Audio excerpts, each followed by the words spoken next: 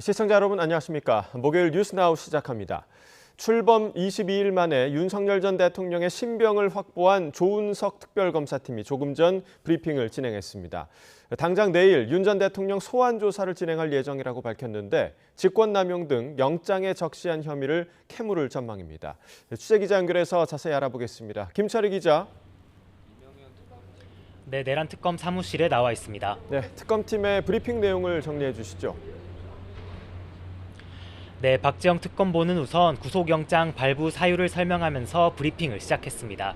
윤 전 대통령이 영장에 적시된 범죄 사실을 범했다고 의심할 만한 상당한 이유가 있고 증거를 없앨 우려가 있다는 취지로 법원이 판단했다고 전했습니다. 이후 수사 방식에 대해선 사회 일반의 인식이 허용하는 범위 안에서 전직 대통령 신분인 점을 당연히 고려하겠다고 했는데요. 다만 그것 외에는 다른 피의자와 다른 부분이 없다며 내일 조사를 진행할 예정이라고 말했습니다. 네, 그럼 내일 조사에서는 어떤 혐의를 살펴보는 겁니까? 네, 박 특검보가 브리핑에서 기본적으로는 영장에 적시한 범죄 사실을 중심으로 하겠다고 밝힌 만큼 직권남용 등 혐의가 중심이 될 전망입니다. 다만 본인이 동의할 경우 다른 수사가 가능하다고 한 만큼 윤 전 대통령 동의 여부에 따라 남은 외환 혐의 역시 주요 공략 대상이 될 것으로 보입니다. 윤 전 대통령이 계엄 선포 명분을 쌓기 위해 북한의 무인기를 침투시켜 도발하려 했다는 것이 혐의의 골자인데요. 다만 외환 혐의를 증명하려면 북한과 내통했다는 것까지 확인해야 하는 만큼 쉽지 않은 수사가 될 거란 관측도 있습니다. 네, 그리고 구속영장 유출과 관련해서도 특검이 수사를 예고했죠. 네, 특검은 어제 법원에 제출한 의견서에도 관련 의혹을 담은 것으로 파악됐습니다. 이미 영장 유출과 관련해 수사를 진행한다고 예고하기도 했던 만큼 소환 조사 전 자료 수집 등 혐의 다지기를 하는 단계라고도 했습니다. 앞서 특검은 윤 전 대통령 구속영장이 변호인단을 통해 유출됐다고 주장하며 형사처벌 가능성을 내비쳤는데요. 내용에 따라 혐의는 달라질 수 있지만 우선 개인정보보호법 위반이나 업무상 비밀 누설이 적용될 수 있다고 부연했습니다. 네, 그리고 한덕수 전 국무총리를 포함해서 당시 국무위원들에 대한 수사도 남아있지 않습니까? 네, 특검은 윤 전 대통령 구속영장에서 한덕수 전 총리를 공범으로 적시했습니다. 사후 계엄 선포문 작성과 폐기에 공모했다는 취지인데 다른 국무위원들에 대해서도 수사가 속도를 낼 전망입니다. 언론사 단전단수 지시 의혹을 받는 이상민 전 행정안전부 장관이나 계엄 뒤 안전가옥에서 회동했다는 의혹을 받는 박성재 전 법무부 장관 역시 특검 수사 대상이 될 가능성이 큽니다. 구속영장은 오늘 새벽 3시쯤 특검 지휘 아래 서울. 네, 구속 결정 이후에 윤 전 대통령 측의 입장은 나왔습니까? 네, 아직 공식 입장은 나오지 않고 있습니다. 윤 전 대통령은 오늘 오전 형사재판에는 건강상 이유를 들어 출석하지 않았는데요. 이에 대해 변호인들은 교도소 교도관에 의해 적법한 소환이 이루어졌는지 의문이라며 문제를 제기하기도 했습니다. 이후 재판은 윤 전 대통령이 불출석한 상태에서 기일 외 증거조사 방식으로 진행되고 있습니다. 윤 전 대통령이 특검팀과 공개 소환 여부 등을 두고 기싸움을 이어온 만큼 향후 수사와 재판에 협조하지 않을 수 있다는 전망도 나옵니다. 지금까지 내란 특검 사무실에서 YTN 김철입니다. 구속된 윤석열 전 대통령의 배우자 김건희 여사의 각종 의혹을 수사하는 민중기 특별검사팀도 수사에 박차를 가하고 있습니다. 오늘은 삼부토건 전현직 회장을 소환 조사하고 있는데 두 사람은 출석하며 의혹의 핵심 인물인 이종호 전 블랙펄 인베스트먼트 대표와는 관계가 없다고 강조했습니다. 취재기자 연결해서 들어보겠습니다. 이준엽 기자. 네, 서울 광화문에 있는 김건희 특검 사무실 앞입니다. 네, 오늘 소환 조사와 관련해서 자세히 전해주시죠. 네, 조금 전 오전 10시 김건희 특검에 조성옥 삼부토건 전 회장과 이일준 회장이 피의자 신분으로 출석했습니다. 주가 조작이 이뤄진 것으로 지목된 지난 2023년 수백억 원대 부당이익을 얻은 혐의를 받는 당사자들입니다.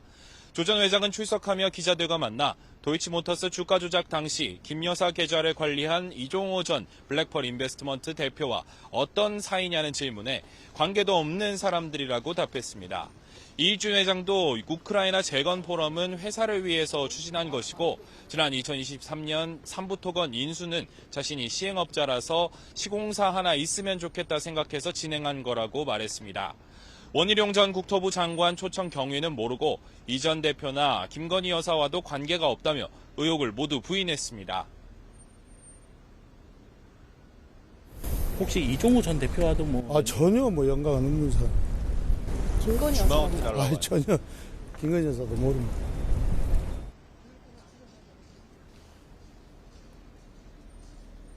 네, 특검은 이들을 상대로 어떤 내용을 조사하게 됩니까? 네, 특검팀은 주가 조작 소재로 의심받는 우크라이나 재건 포럼 참여 경위와 이후 주가 급등에 대해서 물을 걸어 보입니다. 또 포럼 3개월 전까지 이 회장 측으로 지분이 이동하면서 이 회장이 최대 주주로 등극한 과정에 대해서도 살필 거로 전망됩니다. 특검팀은 어제는 정창래 삼부토건 전 대표를 피의자로 오일록 대표를 참고인으로 불러 조사하는 등 관계자 조사를 연일 이어가고 있는데요. 향후 원희룡 전 장관이나 이종우 전 대표 등 조사를 통해 김건희 여사와의 연결고리를 밝혀내려 할 거라는 전망도 나옵니다. 네, 또 특검은 다른 의혹들에 대해서도 수사에 속도를 내고 있죠. 더 줌아웃 얘기하는. 네, 특검은 이른바 명태균 의혹이라 불리는 윤 전 대통령 부부의 공천 개입 의혹과 관련해 국민의힘 윤상현 의원 등에 대한 대대적인 압수수색을 벌였죠. 압수물 분석에 한창인 것으로 전해졌는데 오는 16일엔 명태균 씨가 운영한 여론조사 업체에 근무했던 강혜경 씨가 참고인 조사를 받습니다. 강 씨는 여론조사를 한 내용과 연락 흔적 등이 남아있는 명시 사용 PC와 하드드라이브 등을 이미 제출할 계획입니다. 특검은 김 여사의 집사로 불리는 김모 씨와 관련한 이른바 집사 게이트 수사에도 나섰습니다. 김 씨가 설립한 렌터카 업체가 도이치모터스로부터 사업성 혜택을 받고 여러 기업으로부터 180억여 원의 투자금을 받았다는 의혹인데 법원이 특검의 수사 대상이 아니라며 압수수색 영장을 한 차례 반려했지만 특검은 수사를 이어갈 의지를 내비치며 재청구도 검토하고 있다고 밝혔습니다. 네, 이런 가운데 최상병 특검은 첫 강제 수사에 나섰다고요? 네, 이명현 최상병 특별검사팀이 국방부와 대통령실, 국가안보실 등에 대한 압수수색에 나서면서 이른바 VIP 경로서를 정조준했습니다. 국방부 내에선 국방정책관실, 대변인실, 군사보좌관실 등이 포함됐고 이종섭 전 국방부 장관과 전하규 대변인, 임기훈 전 국가안보실 국방비서관, 이시원 전 공직기강 비서관 등도 대상입니다. 은폐, 무마, 회유, 사건 조작 등 직무유기 및 직권남용 등 불법 행위를 수사 대상으로 정하고 있습니다. 특검은 이 부분 수사 대상과 관련하여 피의자들이 사용했던 국가안보실은 이른바 VIP 경로설의 진원지가 된 수석 비서관 회의가 열린 곳이고 압수수색 대상에 오른 사람들도 모두 이와 관련됐거나 사건 회수 등에 관여한 것으로 의심받는 인물들입니다. 지금까지 김건희 특검 사무실 앞에서 전해드렸습니다. 윤석열 전 대통령이 재구속된 것과 관련해 더불어민주당은 사필 귀정이라며 철저한 수사와 단죄를 촉구했습니다. 국민의힘은 전직 대통령 구속이라는 불행한 사태에 대해 국민께 송구하다고 밝혔습니다. 국회 연결해서 들어봅니다. 김다현 기자. 네, 국회입니다. 네, 윤 전 대통령 재구속에 대한 여야 반응부터 전해주시죠. 네, 먼저 더불어민주당은 많이 늦었지만 사필 귀정이라며 하루빨리 윤석열 전 대통령과 일당에게 법정 최고형을 내려 헌법과 민주주의를 바로 세워야 한다고 강조했습니다. 김병기 당대표 직무대행 겸 원내대표는 아침 정책조정회의에서 윤석열은 계엄군 총칼로 민주공화국을 전복하고 영구 집권을 획책한 내란 수괴라면서 이제 수사와 단죄의 시간이라고 말했습니다. 국가 반역의 외환죄도 철저하게 수사하라면서 민주당은 내란 완전 종식을 위해 마지막까지 모든 노력을 다하겠다고 밝혔습니다. 반면 국민의힘에선 비상대책위원회의 공개 발언에서 윤 전 대통령 언급이 아예 없었을 정도로 자제하는 분위기였는데요. 다만 송원석 비상대책위원장은 기자들을 만나 전직 대통령이 다시 구속수감되는 불행한 사태에 대해 국민께 굉장히 송구하다고 말했습니다. 그러면서도 수사와 재판은 법과 원칙에 따라 정당하고 공정하게 이루어지길 바란다고 말했습니다. 이와 관련해 박성훈 수석 대변인은 탄핵에 반대했던 지도부가 많은데 책임감을 느끼느냐는 질문에 그런 부분까지 다 포함됐다고 부연했습니다. 네, 민주당은 오늘부터 당권 레이스가 본격적으로 시작되죠. 네, 민주당은 오늘 오후 6시까지 파리 전국 당원대회 당대표와 최고위원 예비후보자 등록을 받습니다. 당대표 선거는 4선 정청래, 3선 박찬대 의원의 2파전으로 굳어지는 분위기입니다. 두 사람은 각각 유튜브와 기자회견 등 형식으로 출마를 선언하고 권리당원 등에게 지지를 호소했습니다. 먼저 정청래 후보는 윤석열 전 대통령 파면을 이끈 법사위원장 출신임을 내세우며 내란과의 전쟁이 이어지는 지금 강력한 리더십이 필요하다고 말했습니다. 또 개혁의 아이콘이 되겠다며 검찰, 사법, 언론 개혁을 강조했습니다. 박 후보는 칼처럼 벼린 말로 싸움만 하기보다 칼과 붓을 함께 쥘 줄 아는 대표가 되겠다고 자신의 강점을 내세웠는데요. 이어 이미 이재명 대통령 또 김민석 총리와 민주당 지도부로 호흡을 맞춰왔다며 당정대의 호흡을 누구보다 정확히 아는 사람이라고 강조했습니다. 네, 국민의힘은 오늘 첫 혁신위원회 회의를 열었죠.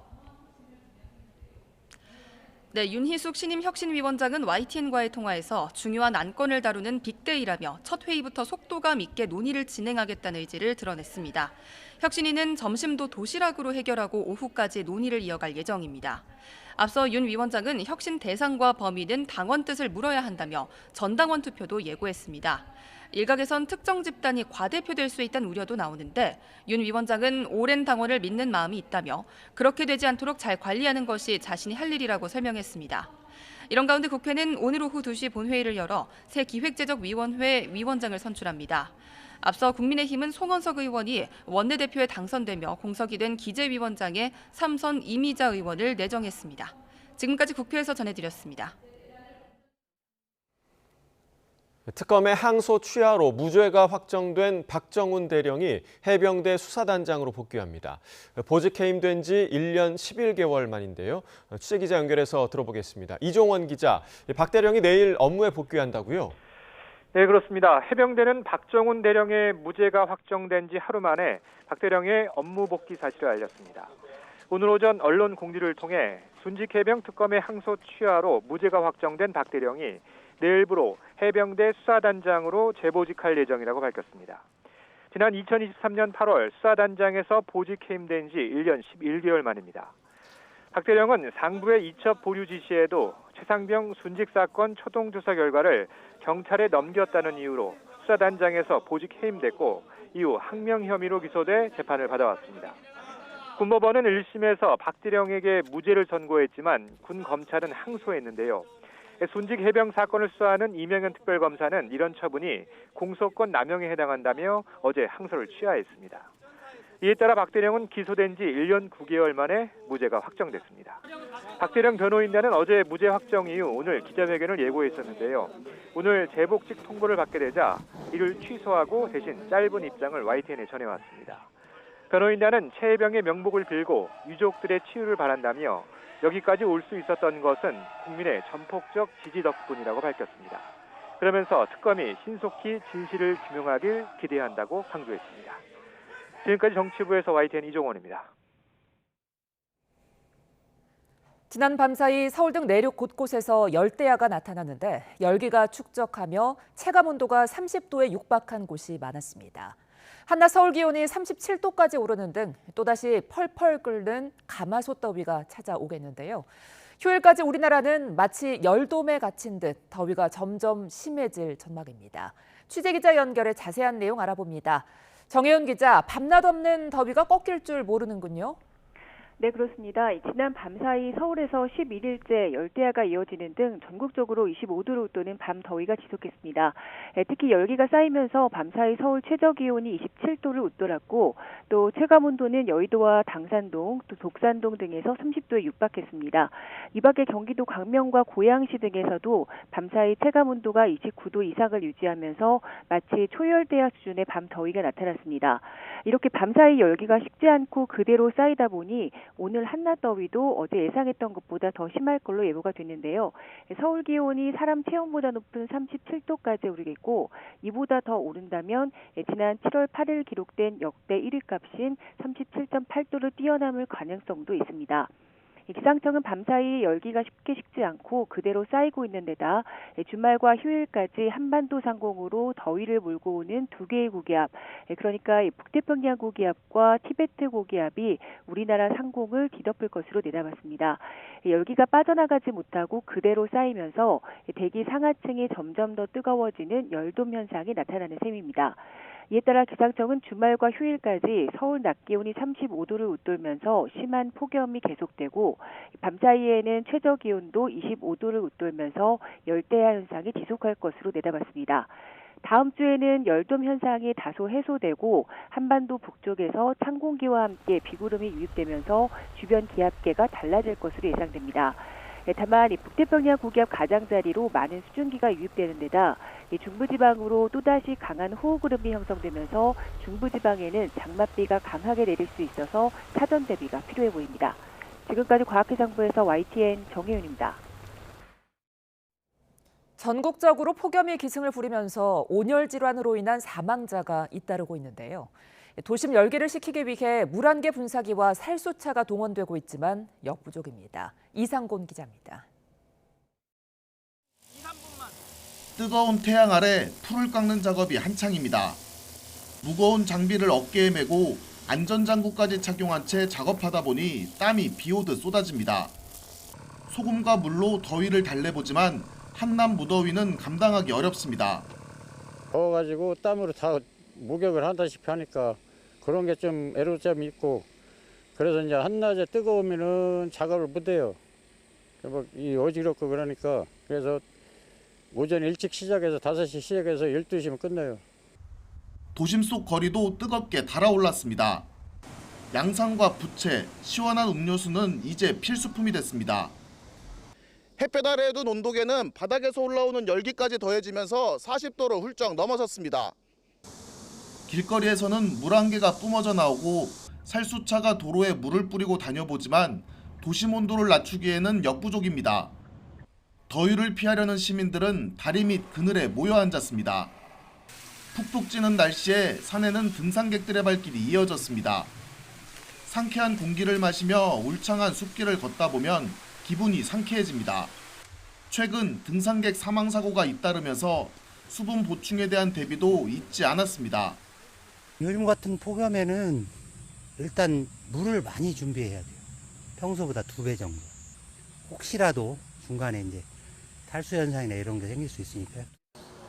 전국에서 열사병과 열탈진 증세 등을 보이는 온열 질환자가 속출하고 있는 가운데 찜통더위가 연일 기승을 부리면서 건강관리에 비상이 걸렸습니다. YTN 이상곤입니다. 서울도 118년 만에 찾아온 최악의 더위에 온열 질환자는 이미 지난해 3배를 넘겼는데요. 실신하거나 심한 경우 목숨을 잃는 경우까지 나오고 있는데 주의할 점은 무엇인지 이영원 기자가 취재했습니다.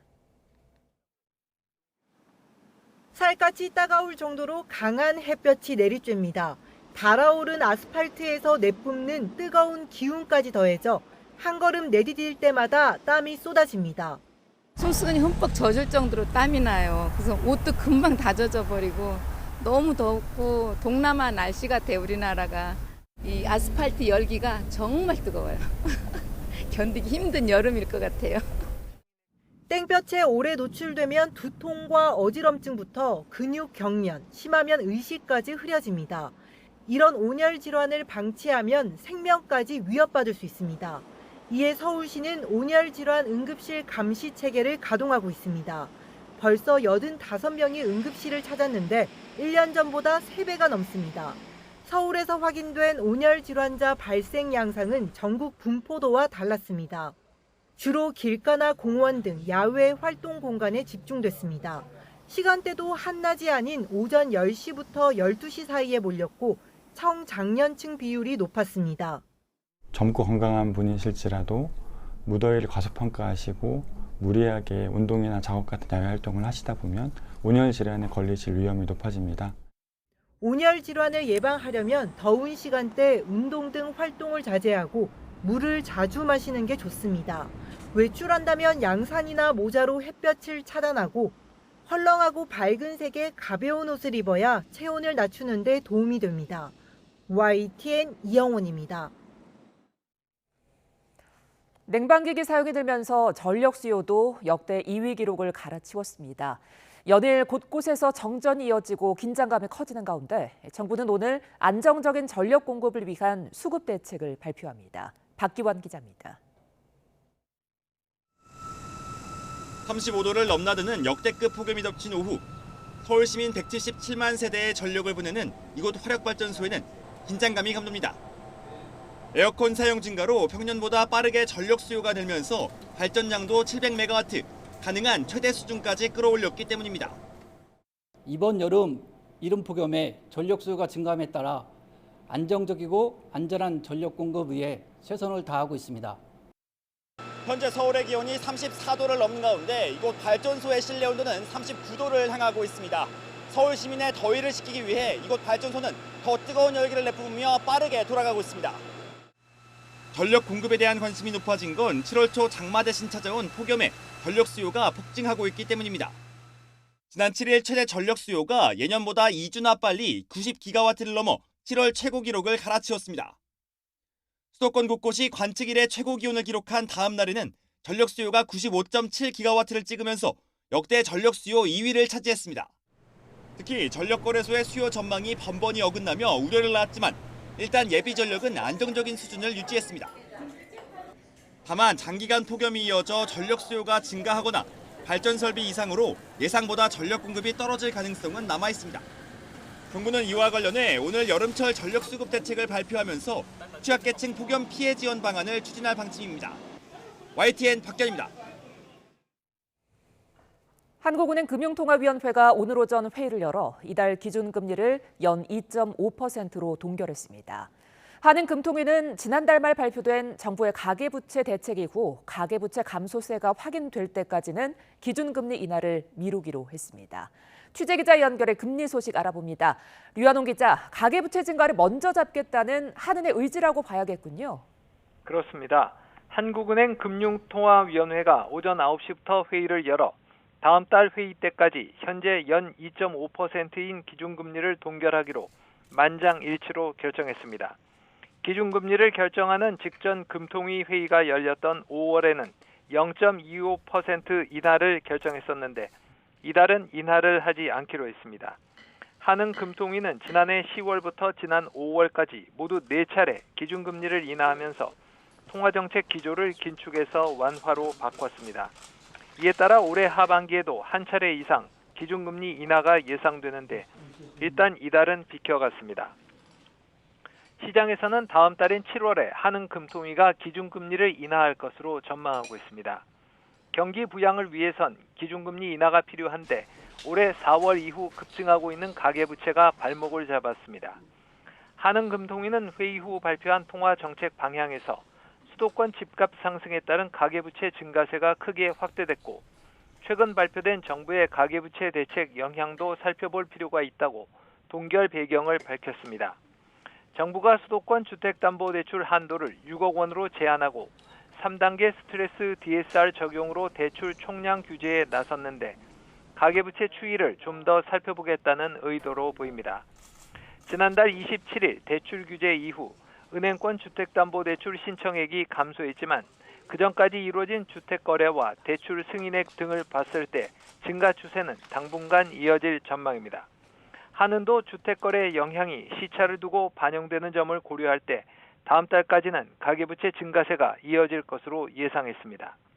한은금통위는 앞으로 기준금리 전망에 대해 금리 인하 기조를 이어가되 물가와 금융 안정 상황을 면밀히 점검해 인하 시기와 속도를 조절하겠다고 밝혔습니다. 이창용 한은 총재는 기자 간담회에서 수도권 집값과 대미 상호관세 협상 등 대내외 불확실성이 많아 다음 인하 시기와 연말 금리 전망에 대해 예측을 하기 힘들다고 말했습니다. 미국 중앙은행인 페드, 즉 연방준비제도도 지난달 기준금리를 동결했는데 이달 금리 결정을 위한 FOMC 연방공개시장위원회 회의에서도 동결할 것이란 전망이 우세합니다. 지금까지 YTN 유환홍입니다. 1차 추가 경정 예산이 반영된 올해 1월에서 5월 나라 살림 적자가 54조 원대를 기록했습니다. 기획재정부가 발표한 월간 재정동향 7월호에 따르면 통합재정수지에서 국민연금 등 4대 보장성 기금을 차감해 정부의 실질적인 재정 상태를 보여주는 관리재정수지는 54조 2천억 원 적자로 집계됐습니다. 총 수입이 늘어난 영향으로 지난해보다는 20조 2천억 원 개선됐습니다. 관리재정수지 적자폭은 2020년, 지난해 2022년에 이어 역대 네 번째로 큰 수준입니다. 이례적인 7월 초 폭염으로 전력 사용량이 급증하는 가운데 정부가 예비력을 충분히 확보하고 설비 고장 가능성에 대비해 단계별 예비 자원도 가동하기로 했습니다. 또 취약계층에 대해서는 전기료 감면 한도를 확대하는 등 냉방비 부담을 완화하기로 했습니다. 산업통상자원부는 국무총리 주재 현안 관계장관 회의에서 이 같은 내용을 담은 여름철 전력 수급 전망과 대책을 발표했습니다.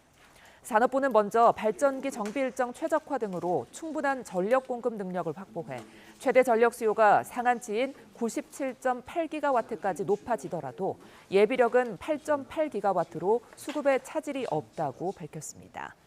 저소득층 등 폭염 취약계층에 대해선 전기료 감면 한도를 최대 월 2만 원까지 확대 지원하고 전기료 누진제 구간을 완화해 냉방 사용에 따른 부담을 줄였다고 설명했습니다. 트럼프 미 대통령이 브라질에 50%의 상호 관세를 부과하는 등 추가 관세 서한을 보내 협상을 촉구했습니다. 3주의 추가 협상 시간이 확보되면서 릴레이 면담에 나섰던 여한구 통상교섭본부장도 닷새 만에 귀국길에 올랐습니다. 워싱턴 홍상희 특파원입니다. 트럼프 미 대통령이 상호 관세율을 명시한 서한을 또 공개했습니다. 브라질에는 지난 4월 발표했던 것보다 40%포인트나 오른 50%를 통보했고 필리핀의 20%, 브루나이에는 25%의 상호 관세를 8월 1일부터 부과하겠다고 밝혔습니다.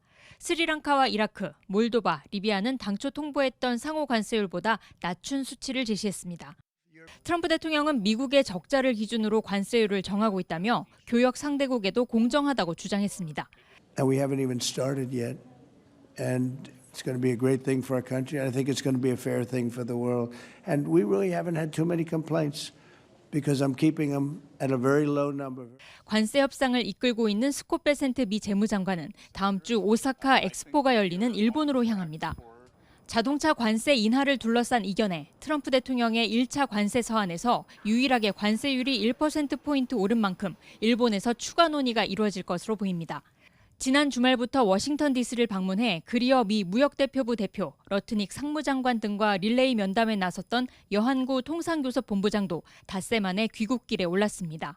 정부가 방위비 분담금 증액을 요구하고 있는 미국에 우리가 통상과 투자, 안보 패키지의 관세 협상을 제안한 만큼 조만간 다시 방미해 협상을 이어갈 것으로 보입니다. 한미 무역 협상이 연장전에 돌입한 가운데 트럼프 대통령이 방위비 증액과 함께 관세를 동시에 압박하면서 협상의 주도권을 잡기 위한 팽팽한 기싸움이 예상됩니다. 워싱턴에서 YTN 홍상입니다.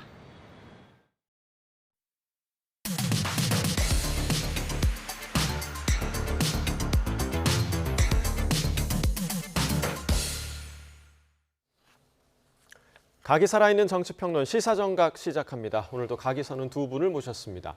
이승훈 민주당 전략기획위 부위원장, 송영훈 전 국민의힘 대변인 나오셨습니다. 어서 오십시오. 안녕하세요. 네. 자, 내란 특검이 청구한 구속영장이 오늘 새벽에 발부되면서 윤석열 전 대통령이 서울구치소에 재입소했습니다. 지난 3월 8일이었죠. 법원의 구속 취소 결정 이후 124일 만인데요. 관련 영상 함께 보시고 이야기 나눠보겠습니다.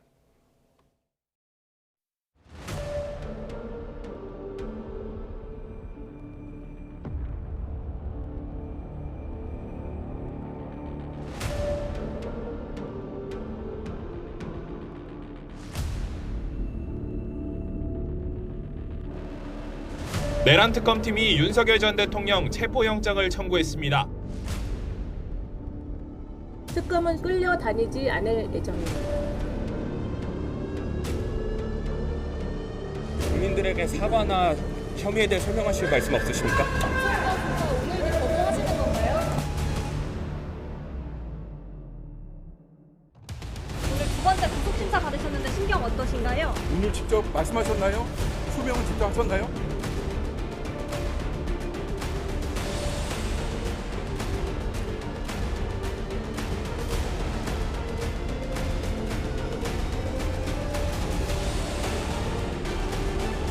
많이 늦었지만 사필 규정입니다. 하루빨리 내란숙의 윤석열과 그 일당들에게 법정 최고형을 내려서 대한민국 헌법과 민주주의 위험을 바로 세워야 합니다. 매우 안타까운 일이 벌어졌습니다.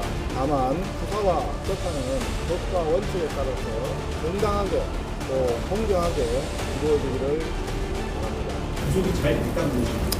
그 부분은 제가 답변드릴 부분은 아닌 것 같습니다.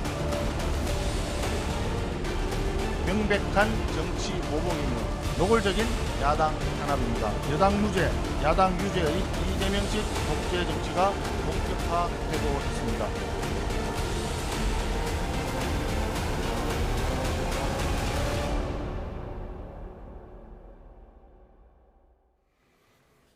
네, 어제 윤 전 대통령의 구속으로 여야의 표정도 엇갈렸습니다. 일단 여당은 사법 질서가 바로잡혀가고 있다, 사필 규정이다, 이런 입장을 밝혔습니다. 그렇죠. 국민들도 그렇게 생각할 겁니다. 대한민국의 굉장히 위의 요소이고 환우거리 정도였거든요. 그런 측면에서 윤석열 전 대통령이 구속됐다라고 하는 것은 대한민국의 민주주의가 살아있고 법원이 이제 대통령직을 벗은 윤석열 개인에 대해서는 굉장히 형평성 있게 공평하게 법의 잣대를 들이대는 것 같다라고 말씀드립니다. 본인이 내란 수괴잖아요. 본인은 밖에 나와서 호의호식하면서 자신 때문에 어쩔 수 없이 내란에 참여했던 부하 수행자들 또 중요 임무 종사자들 다 감옥에 있잖아요. 그런데 자기만 밖에 있으면서 마치 자신의 행동이 정당한 것이다 이런 모습들을 보였을 때 이게 뭐지라고 하는 고개가 갸우뚱거리는 모습들이 있었는데 이제는 좀 정상적으로 작동하는 것 같고 이 내란죄가 사형 또는 무기잖아요. 그렇기 때문에 한동안 보기는 바깥 세상에서 보기는 좀 어려울 것 같다라고 생각됩니다. 네, 그러니까 환영의 입장을 밝히면서도 사법 체계의 문제점을 지적한 점도 있더라고요. 그러니까 이 기회에 좀 사법 체계를 정비해야 한다. 이 내용은 어떤 내용인가요? 그렇죠. 그러니까 구속 취소 관련해서 직연 부장판사가 갑자기 날로 계산하던 걸 헌정사에 있어서 날로 계산하던 걸 갑자기 시간으로 계산하면서 풀어줬고 검찰총장은 항고조차 하지 않아서 나온 모습들 이게 검찰과 법원의 사법체계가 제대로 작동되고 있는지에 대한 의문이 많았거든요. 그래서 이 부분도 이번을 계기로 좀 시스템을 개정해야 될 필요가 있다고 한다면 적극적으로 좀 나서야 되겠다 이런 생각이 듭니다. 네, 자 국민의힘 같은 경우는 조금 복잡한 마음인 것 같습니다. 살짝 거리를 두는 것 같기도 하고요. 그래도 절차적 문제를 좀 지적한 부분이 있었습니다. 어떤 문제를 지적하는 겁니까? 그런데요, 이 절차적 문제를 짚는 것이 국민의힘의 어떤 전반적인 기류라고 말씀드리기는 어려울 것 같습니다. 오늘 아침에 송원석 비대위원장도 전직 대통령이 또다시 구속 수감되는 불행한 사태에 대해서 국민 여러분께 굉장히 송구하게 생각한다 이렇게 말씀을 드렸고 또 수사와 재판이 법과 원칙에 따라 정당하게 공정하게 이루어지기를 바란다 이런 원론적인 입장을 내지 않았습니까? 그렇다면 절차적인 문제점을 짚는 것과는 상당히 거리가 있어 보입니다. 또 혁신위 부위원장을 맡은 최영두 의원도 오늘 아침에 한 라디오에서 법원의 결정 수용은 법치주의의 기본이라고 생각한다 이렇게 얘기를 했거든요. 제가 조금 더 덧붙여서 말씀을 드리면은 사실 이런 윤 전 대통령의 재구속은 헌정사상 초유의 일이고 비록 윤석열 전 대통령이 지금은 국민의힘 당원이 아니라고는 합니다만은 국민의힘이 배출한 대통령이 이렇게 두 번이나 구속되는 국가적으로 불행한 일이 발생하고 또 불명예스러운 상황을 이루고 국민들께 많은 스트레스와 불편과 피해를 드린 것에 대해서 지금도 국민의힘은 한 번 더 국민들께 사과드리고 죄송하다고 말씀드리고 반성해야 되는 상황이다. 그것이 먼저 우선시된 연후에 다른 이야기를 해도 해야 된다라는 말씀을 드리고 싶습니다. 네, 어찌됐든 전직 대통령이 재구속이 됐다는 점은 국가적으로 봤을 때는 아주 큰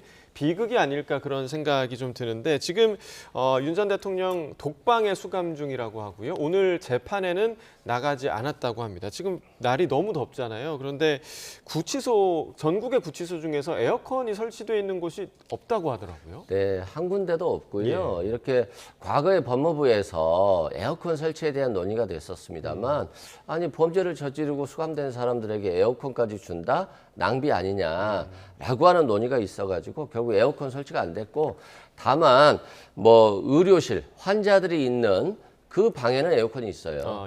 아파야지만이 그 방을 갈 수 있기 때문에 윤석열 전 대통령이 뭐 몸이 안 좋다라고 해서 그 방으로 갈 수 있을지는 모르겠고요. 또한 지금 혼거실이거든요. 실은 한 5명 정도 사용할 수 있는 혼거실을 전직 대통령이기 때문에 애우 차원에서 한 분이 독거하게 돼 있어요. 그래서 아마 한 3평 정도, 3.7평 정도 되는 것 같고요. 실제 독거실은 1평도 안 된다라고 해요. 그래서 혼자 눕기도 어려운 상황인데 그나마 요 정도의 최소한의 애우는 박근혜 전 대통령 때도 했던 것이고요. 아마 그런 상황이기 때문에 윤석열 전 대통령이 상당히 좀 불편한 상황에서 구속 수감 생활을 할 것으로 보여집니다. 예, 자 구속과 관련한 법적인 내용을 좀 간단히 좀 짚어보겠습니다. 구속영장 발부 사유가 상당히 좀 간단하더라고요. 그러니까 증거 인멸을 할 염려가 있다. 이 부분 좀 어떻게 보셨습니까? 원래 법원이 구속영장을 발부할 때요. 기각을 하든 발부를 하든 그 사유를 길게 쓰지 않습니다. 원래는 그 정해진 란에 표시를 하는 거거든요. 그러니까 도주의 염려와 증거인멸의 염려 중에서 증거인멸의 염려가 있다는 것을 구속영장 발부 사유로 한 겁니다. 조금 더 깊이 들어가 보면 과거에 전직 대통령들이 구속될 때도 증거인멸의 염려가 주된 이유로 작용했죠. 신분이 확실하고 도망할 염려는 없기 때문입니다. 그런데 그분들은 과거에 실제로 구체적인 증거인멸 행위가 있다고 보기 어려워도 전직 대통령이라고 하는 지위에서 갖는 사실상의 영향력 때문에 증거인멸의 염려가 있다고 봐서 구속이 됐어요. 그런데 한 걸음 더 나아가서 윤 전 대통령 같은 경우는 특검에서 구체적인 증거인멸의 정황 등을 적극적으로 소명을 했죠. 예를 들면은 강일구 전 대통령 부속실장, 또 그 김성훈 전 대통령 경호처 차장 이런 인물들의 진술이 윤 대통령의 변호인과 공통되는 변호인이 옆에 있을 때 없을 때가 달라졌다. 이런 부분들을 소명을 했고 또 과거에 비상계엄 이후에 허위 공문서가 작성이 되고 그것을 파기되는 과정에 있어서 윤 전 대통령이 개입을 하거나 알고 있었을 것이라는 부분도 적극적으로 소명이 됐습니다. 이런 부분들을 영장 전담 판사가 굉장히 주의 깊게 보고 구속영장 발부까지 이른 것으로 보여집니다. 어떤 게 가장 결정적이었다고 보십니까? 지금 뭐 두 가지 얘기를 해주셨는데 그 증언이 변한 부분, 그러니까 측근들의 증언이 변했던 부분이 좀 가장 강력한 부분이었을까요? 그렇죠. 이제 측근들의 증언이 변했는데 이 변한 게 합리적인 이유가 있느냐예요. 합리적인 이유가 있다라고 한다면 윤석열 전 대통령에게 불리할 필요가 없겠죠. 강호구 비서실장이 사후 계엄 선포문을 만듭니다. 그래서 민정수석이 계엄 선포문이 없네요라고 하니까 만드는데 이 문서에는 윤석열 전 대통령, 한덕수 전 총리 그리고 김영현 전 장관이 서명을 해요. 그러면 대통령까지 서명한 것이잖아요. 그러니까 강호구 부수석실장이 아니 대통령께 보고하고 한덕수 전 총리가 부담스러워하니까 폐기하겠습니다라고 해서 폐기했다라고 진술을 하거든요. 근데 갑자기 윤석열 전 대통령 측의 변호인이 참여하니까 아니 내가 폐기를 하고 나서 대통령께 보고했습니다라고 진술을 바꿔요. 근데 상식적으로 이해가 안 되잖아요. 대통령이 서명이 있는 걸 부속실장 정도가 자기가 폐기하고 보고한다? 그렇기 때문에 누가 봐도 이건 거짓말이거든요. 근데 이 거짓말을 왜 했겠습니까? 윤석열 전 대통령의 어떤 회유 압박에 의해서 하지 않았겠습니까? 그런 측면에서 이건 진술을 회유하거나 증거를 인멸할 정황이 있다고 하는 것이고 김성훈 경호차장도 마찬가지입니다. 자신이 대통령을 위해서 활동을 했고 마치 자신이 한 것처럼 했었습니다만 자신이 이제는 윤석열 전 대통령이 대통령이 아닌데 굳이 전직 대통령을 위해서 내가 거짓말까지 할 필요는 없잖아요. 그래서 솔직하게 대통령이 총은 잘 쏜다. 또 비아포는 삭제 안 하냐? 라는 취지로 물어보니까 삭제를 지시한 건데 갑자기 진술이 바뀌어요. 근데 왜 바뀌었느냐? 윤석열 전 대통령의 변호인이 참여하니까 바뀌는 거예요. 그러면 누가 봐도 이거 대통령의 회유가 있었구나. 진술 압박이 있구나. 이게 지금 변호인이 변호하려고 도와주러 온 게 아니라 감시하러 왔구나 라고 하는 것이기 때문에 판사 입장에서는 이거 증거인멸 우려로 영장을 발부할 사유가 굉장히 높거든요. 이게 이제 윤석열 전 대통령이 영장이 발부된 치명적 역할을 한 것이고 그런 측면에서 보면 변호인들이 변호 전략이 정말 잘못된 건데 왜 이렇게 잘못되느냐. 아마도 윤석열 전 대통령에게 제대로 변호 활동을 해주지 못한다. 본인이 마음대로 하기 때문에 오히려 변호인들이 소극적이고 전직 대통령이 혼자 알아서 다 하는 것이 아닌가라는 생각이 듭니다.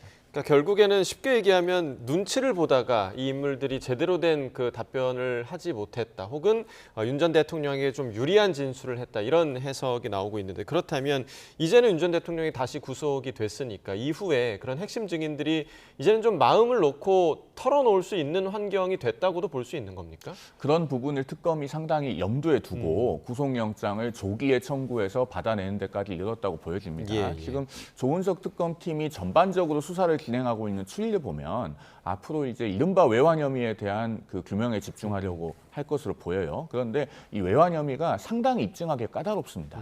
1997년에 이른바 총풍 사건이라고 하는 게 있었죠. 그 청와대 행정관 등 3명이 중국에서 북한 인사를 접촉해서 판문점에서 무력 충돌을 일으켜달라라고 접촉을 했다고 하는 의혹을 받은 사건입니다. 그런데 그 당시에도 이 북한 인사들과 실제로 만난 사람들을 외환죄의 어떤 예비 음모로도 처벌하지 못했습니다. 그렇게 기소하지 못했고 다만 국가보안법상의 회합통신으로 처벌했거든요. 그만큼 입증이 까다롭습니다. 예. 그러면은 특검팀에서는 윤 전 대통령이 구속되어 있는 것과 구속되어 있지 않은 상황은 나머지 관련 인물들의 진술 태도에 큰 영향을 미칠 것이라고 보고 수사 마지막 단계에 가서 구속영장을 청구하는 것이 아니라 초반에 윤 전 대통령의 신병부터 확보해놓고 보자는 그런 구상으로 지금 임하고 있는 것으로 보여지죠. 예, 그러니까 전략적인 그런 특검의 지금 수사 방향으로 지금 분석을 해주셨고 지금 외환죄를 얘기를 해주셨는데 이 외환죄를 입증해내는 게 상당히 좀 말씀해주신 대로 어렵다고 하더라고요. 그러니까 북한과의 뭐 내통 과정이라든가 이런 부분까지 입증해야 한다라는 부분에 대해서는 좀 어떻게 혐의 입증 가능성에 대해서 어떻게 보십니까? 그러니까 외환 유치는 북한과 통모하였잖아요. 북한의 협조를 받아서 서로 공모해서 이런 외환적인 문제를 발생시켜야 되는 거죠. 그럼 북한을 조사해야 되는 건데 이제 조사가 어렵잖아요. 그럼 북한이 협조한다 할지라도 이 신빙성을 좀 믿기 어렵잖아요. 그런 측면에서 외환유치죄 수사가 좀 어렵고요. 그렇기 때문에 실은 내란 특검인데 내란은 이미 기소돼서 재판받고 있기 때문에 외환유치를 입증하느냐가 특검 성공의 관건이거든요. 그래서 김용현 전 장관도 구속시켰고 또 여인영 방첩사령관, 노상원, 문상호 전 정보사령관 다 재구속했잖아요. 이건 뭐냐면 진술을 맞추기를 못하게 만드는 거예요. 변호인들이 자꾸 참여해서 양쪽을 왔다 갔다 하면서 진술이라든가 증거들을 맞춰보는 거죠. 이걸 차단했기 때문에 그나마 외환유치 수사에 좀 숨통이 트였다라고 말씀드리고 몽골에 문상호 정보사령관이죠. 몽골에 블랙 요원들이 가요. 그래서 몽골 대사관에서 북한 측과 접촉을 하려고 합니다. 근데 실제 접촉이 실패하고 체포가 됐어요.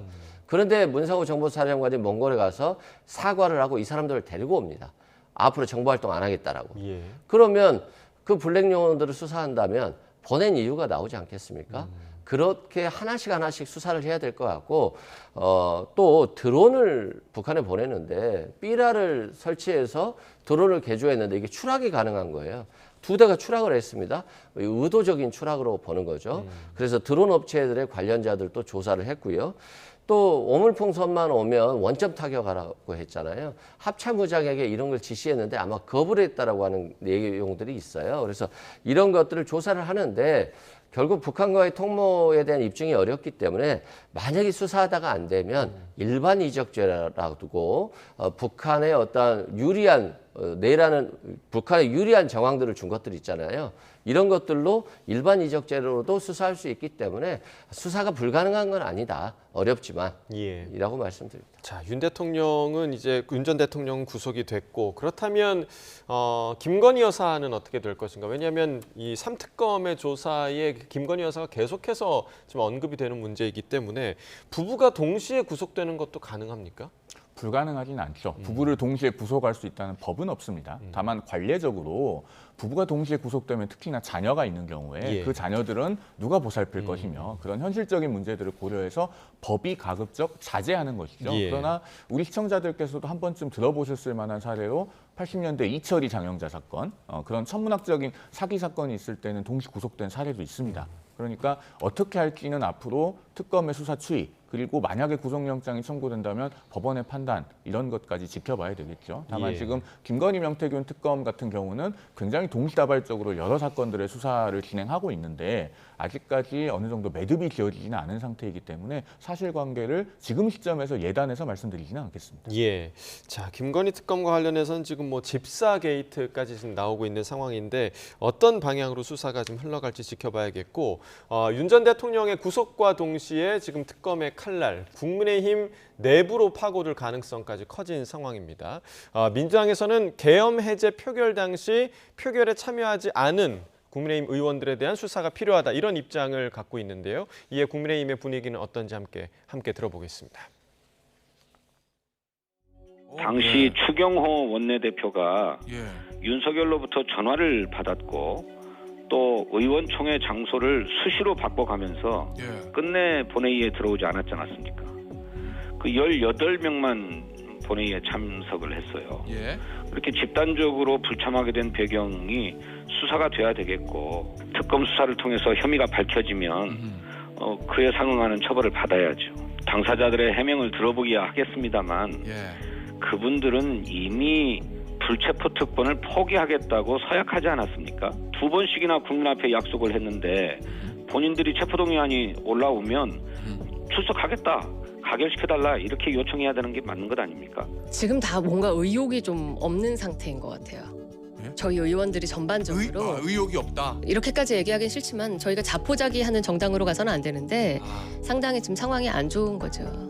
체포동의안 넘으면 어떻게 해야 된다고 보세요? 당은 국민의힘은 실제 저희가 불체포 특권 포기 각서를 지난 총선 22대 총선을 신청할 때 공천 서류에 다 포함해서 했어요. 저희가 그 국민들 앞에 한 약속을 배반하기는 어렵겠죠. 민주당의 입장에서 너희 서명했으니까 뭐 할 말 없지 않냐 이렇게 말할 계제는 좀 아닌 것 같다. 본인들께서는 당시 이재명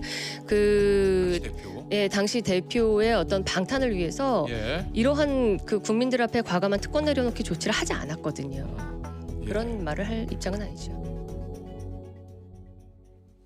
자, 이게 국민의힘이 이제 특검을 반대했던 가장 큰 이유이기도 합니다. 그러니까 당시 표결에 참여하지 않는 국민의힘 의원들까지 지금 조사를 해야 한다라는 목소리가 민주당에서 나오고 있는 건데 내란 특검이 이 부분까지 그럼 들여다보게 되는 겁니까? 당연히 볼 것 같고요. 일단은 본회의에 참여하지 않았다. 그것만으로 수사는 어렵습니다. 그런데 추경호 전 원내대표 같은 경우는 윤석열 전 대통령과 비합헌 통화를 하고 그리고 나서 의원들이 모일 장소를 뭐 당사로 오라 했다가 국회 본청으로 오라 했다가 왔다 갔다 했거든요. 그건 결국 국회 본회의 표결에 참여하지 못하도록 만든 거예요. 그러면 추경호 의원 같은 경우는 분명히 내란에 서로 동조할 만한 정황이 충분하다. 다만 이제 진술이 나와야 되겠습니다만 그리고 추경호 원내대표 혼자만 있었을 건 아니다.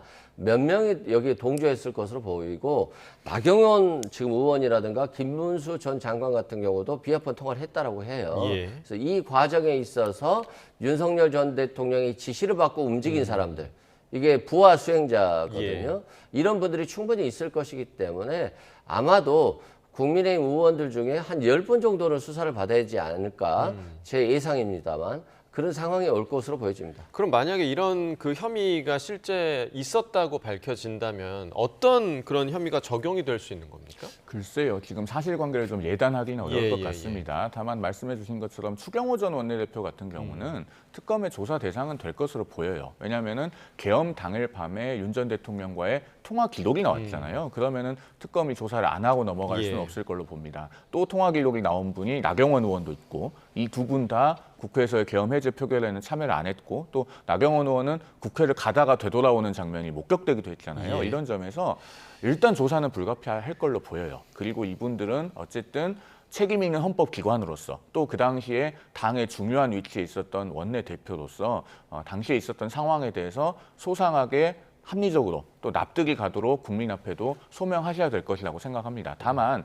그 혐의를 어떤 것이 적용 가능하냐 이 부분에 대해서는 아직 사실관계가 명명백백하게 다 가려진 것은 아니기 때문에 이 자리에서 선제적으로 앞서 나가서 말씀드릴 만한 것은 아니라고 생각이 됩니다. 네, 지금 일단은 그 현직 국민의힘 의원 중에서는 윤상현 의원이 먼저 지금 압수수색을 당한 그런 상황인데 실제로 지금 만약에 체포동의안이 국회로 넘어오게 된다. 물론 불체포 특권 서약서를 쓰기도 했다고는 하지만 국민의힘에서 이 부분에 대해서 어떻게 대응할 것인가에 대한 예상은 어떻게 하십니까? 만약에 그런 상황이 발생한다면 실제로 그 체포동의안의 근거가 되는 혐의 사실이 어느 정도나 소명이 되는 것인지 이것을 보아가면서 판단을 해야 될 것이라고 생각을 합니다. 물론 저는 총론적으로는 국회의원들이 특권을 내려놓는 것이 맞다고 생각이 되고 그 특권의 핵심에 불체포 특권이 있다고 생각합니다. 그리고 국민 앞에 약속한 것이면 최대한 지키도록 해야죠. 다만 이것을 가지고 민주당에서 공격의 소재로 삼는 것은 민주당이 그런 말을 할 만한 계제가 되는가. 여기에 대해서는 아주 큰 물음표가 머릿속에 그려집니다. 왜냐하면 민주당도 2023년에 당론으로 불체포 특권 포기를 채택했지만 막상 그 당시에 이재명 당시 대표의 체포동의안이 올라오니까 이재명 대통령도 당시에는 본인의 체포동의안 부결을 호소하지 않았습니까? 또 작년에도 민주당 신영대 의원의 체포동의안이 국회에서 부결이 된 적이 있어요. 그래서 이것은 여야가 서로 남탓하고 내로남불할 것이 아니라 체포동의안과 불체포특권 문제는 헌법을 개정하든가 해서 시스템적인 접근을 해야 되지 않을까라는 말씀도 아울러서 드려봅니다. 네, 지금 뭐 전방위적으로 몰아치고 있는 이 상황 속에서 국민의힘에서는 독재 방지법을 발의하겠다 이런 구상도 내놨는데 이 부분은 좀 어떻게 보세요?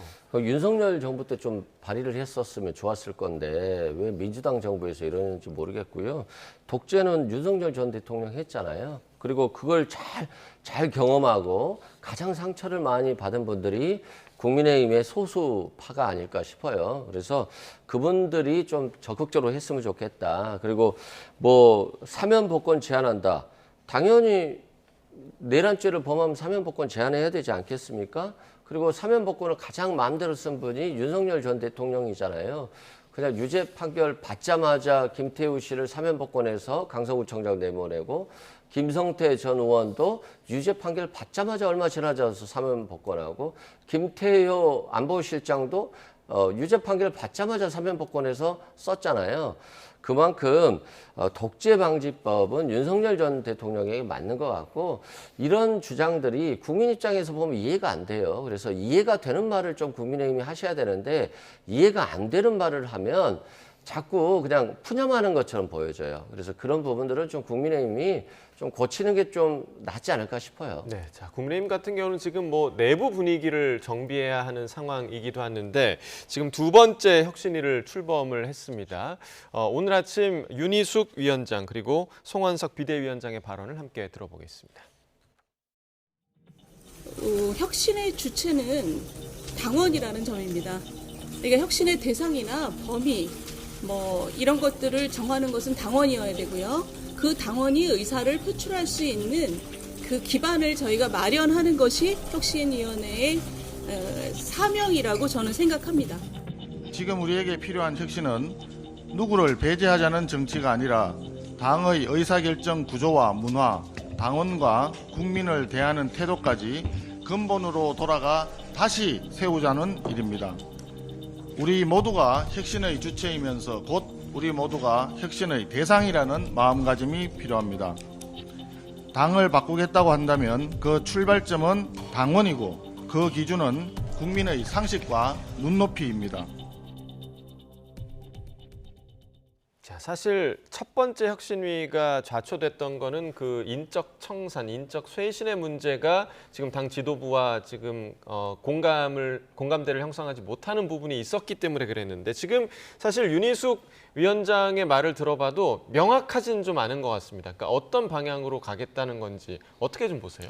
윤희숙 신임 혁신위원장의 코멘트 중에서 특정인들에게 칼을 휘두를 권한은 우리 당원은 어떤 개인에게도 준 적이 없다라고 하는 표현이 있어요. 그래서 그 표현 때문에 윤희숙 혁신위원장의 진위가 무엇인지에 대해서 여러 가지 해석들이 나오고 있는 실정입니다. 그런데 우리가 혁신이라는 것을 왜 하죠? 정당이 추구해온 노선이나 방향 그리고 현재 상태가 민심과 상당히 멀어졌을 때 그것을 가까이 최대한 접근하고 회복하기 위해서 환골탈퇴하려는 몸부림이 바로 혁신입니다. 그러면요, 내부 구성원들의 눈높이대로 우리가 좋자고 하는 것이 혁신이 아니고 국민들 보시기에 좋아야지 그게 혁신인 거예요. 그러면은 국민들께서 그동안에 너희는 민심과 사뭇 반대되는 길을 걸어왔다. 그러면은 그런 길을 주도해온 사람들은 뒤로 물러나야 되지 않겠느냐라고 생각하고 계신다면은 그 뜻에 따르는 것이 인적 쇄신이고 혁신의 핵심입니다.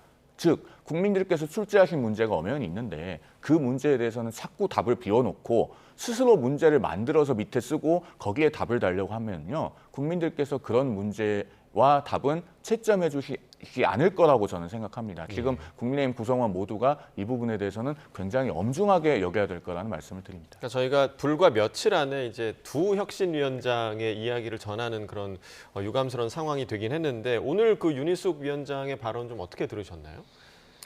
무슨 말인지 솔직히 잘 모르겠어요. 혁신을 하겠다는 건지 안 하겠다는 건지, 혁신위원장으로서 자신이 하겠다는 건지 아니면 당원 의사를 물어보겠다는 건지 좀 헷갈리다. 그런 측면에서는 혁신에 대한 의지는 좀 작은 것 같다라고 말씀드리고, 지금 이 문맥 그대로만 보면, 아니 만약에 권영세, 권성동 의원 같은 분들이 후보자를 마음대로 교체하고 잘못된 행동이 되면 원래는 그 윤리위가 심의를 하고 최고위가 결정을 해야 되는 거잖아요. 그런데 당원이 주체고 당원이 대상을 정할 수 있다? 그러면 당원 투표해야 되는 거잖아요. 그러면 당원 투표법을 개정해서 이런 징계를 당원에게 물어보겠다라고 하는 요건을 만들어야 되는 거예요. 그래서 상식적으로 굉장히 이해되기 어려운 것이다. 그리고 체포 저지 집회에 참여한 국회의원들 다 잘못했잖아요. 윤석열 전 대통령이 내란죄를 범했는데 체포를 저지한다, 공무집행을 방해한다, 위법적인 상태면 다 징계를 해야 되는데 이것도 당원들한테 물어봐야 되는 것이잖아요. 그러면 본인들은 이 정도 수준도 처리할 수 없어서 당원들에게 전당원 투표를 해야 된다? 황당한 주장이거든요. 그래서 윤희숙 의원이 그래도 과거에는 굉장히 쓴소리를 했던 분인데 너무 조심해서 혁신의 의지마저도 잘 비춰지지 않는 부분에 있어서 혁신위가 실패할 가능성이 매우 높겠다라고 생각됩니다. 자, 너무 조심했다 이렇게 평가를 해주셨는데 지금 혁신위가 전당대회와 지금 기간이 굉장히 좀 짧지 않습니까? 그러니까 그런 부분 때문에 좀 우려하는 목소리도 있는데 지금 전당대회와 관련해서는 일각에서는 장동혁 의원의 출마설도 돌고 있는데요. 오늘 한 인터뷰에 나와서 이런 이야기를 했습니다. 들어보겠습니다. 야당과 제대로 싸워서 내년에 지방선거에서 이기는 것이 쇄신인데 그러면 107명이 전사로 바뀌어야 됩니다. 107명이 당론을 따르지 못하거나 아니면 내부 총질을 계속하거나 아니면 하나 되지 못하는 분들에 대해서는 저는 과감한 청산이 필요하다고 생각합니다. 의도적으로 반복적으로 내는 것은 그것은 내부 총소리죠. 초재선 의원님이나 젊은 의원님들 그리고 여러 의원님들께서 당대표 출마를 권유하는 분들도 많이 있습니다. 중요한 것은 뭐 언제가 좋냐 이런 문제가 아니라 지금 당이 필요로 하는 시기인가, 내가 역할을 해야 될 때인가. 자, 지금 장동혁 의원도 말하는 중에 청산 얘기를 했습니다. 인적 청산 얘기를 했는데 그게 우리가 지금까지 했던 그 청산의 대상과는 조금 다른 대상을 얘기하는 것 같거든요. 전혀 반대되는 말씀을 하고 계신 거죠. 그런데 장동혁 의원이 지난 계엄 이후에 탄핵 정국에서 어떤 말을 했는지 되돌아보면 3월 1일에 여의도에서 있었던 탄핵 반대 집회에서 이번 계엄에도 하나님의 계획이 있다. 이런 말씀을 하셨던 분이에요. 그러면은 그것이 민심의 현주소와 맞는 말입니까? 오히려 정반대로 동떨어진 말씀을 하셨고 국민의힘이 헌법재판소의 탄핵 결정이 있을 때까지 그리고 어떻게 보면 그 이후에 조기 대선 국면까지도 이렇게 민심과 반대되는 노선을 걸어왔기에 지금까지 상황에 이른 거예요. 그러면은 그 노선을 주도해오신 분들은 결과에 대해서 책임을 져야 됩니다. 정치는 자신의 행위의 결과에 대해 책임을 지는 거예요. 야구도 투수가 홈런 계속 맞으면 투수 교체합니다. 축구도 3골, 4골 먹으면 골키퍼 바꿔요. 그런데 저분들은 오히려 민심에 가까이 가자고 하는 분들을 내부 총질한다고 몰고 당론에 따르지 않는다고 청산 대상이라고 합니다. 이런 모습이 지금 국민의힘의 오히려 혁신 대상이고 쇄신의 대상이다라는 말씀을 드립니다. 자, 지금 강하게 얘기를 해주셨으면 혁신 대상이다. 어떠십니까? 그러니까 저는 장동혁 의원이 좀 이해가 좀 안 돼요. 카멜레온 같아요. 과거에는 한동훈 전 대표와 친한계였잖아요. 쇄신을 주장했다가 이제는 친윤계로 가신 것 같고 친윤계를 기반 삼아서 출마한 것 같다라고 하는데 내란을 반대하면 내부 총질일까요? 그리고 계엄에 대해서 반대하고 국회 계엄 해제 의결을 하겠다라고 하면 내부 총질인가요? 좀 이분들을 왜 청산의 대상으로 삼는지 모르겠고 이분이 대표가 되면 한동훈 전 대표는 출당시키겠네요. 그리고 윤석열 전 대통령은 다시 입당시킬 것 같은데 그만큼 좀 황당한 주장을 가지고 계시고 민심을 특히 국민의힘 당원들의 민심을 전혀 읽지 못하는 것 같아요. 그래서 만약에 장동혁 의원이 친윤의 힘을 얻어서 나온다라고 한다면 한동훈 전 대표에게 대표할 것으로 보여지고요. 저는 한동훈 전 대표도 이런 정당에 나와서 당대표로서 출마를 하는 것이 맞느냐, 이 쇄신할 수 있는지 저 의문이기 때문에 한동훈 전 대표가 출마할지 더욱 고심이 좀 깊어질 것 같습니다. 네, 여전히 혼란 가운데 있는 국민의힘 상황을 함께 보셨고요. 마지막으로 이제 다음 주부터 본격적으로 시작되는 장관 후보자들에 대한 인사청문회 이야기를 좀 나눠보도록 하겠습니다. 오늘 강선우 여성가족부 장관 후보자에 대한 논란이 좀 회자되고 있었는데 어떤 이야기들이 나왔는지 들어보겠습니다. 강선우 후보자가 5년간 40여 명이 넘는 보좌진을 교체했다고 합니다. 그런데 집에서 강선우 후보자가 쓰레기 상자를 들고 나서 보좌진에게 이것을 버리라고 했다 합니다. 일반 쓰레기와 음식물 쓰레기가 뒤섞여 있는 것을 보좌진 보고 분리해서 버려라 이렇게 지시했다고 합니다. 또 집에 변기가 고장나자 보좌진에게 직접 와서 살펴보라고 했다고도 합니다. 보좌진을 집사처럼 부렸다고 하는데 이 갑질 의혹이 사실이라면 장관 자격이 없는 것은 당연하고 국회의원 자격도 없다고 생각합니다. 그 강선우 의원 그 갑질이라고 하는 거는 그 조금 더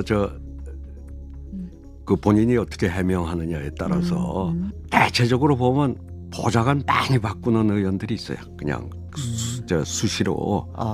그게 되게 좀 문제가 있는 방이라고 보면 돼요. 자, 여성가족부 장관에 내정된 강선우 민주당 의원. 지금 최근 국회의원으로 재직하면서 5년간 보좌진을 46차례 교체를 했다.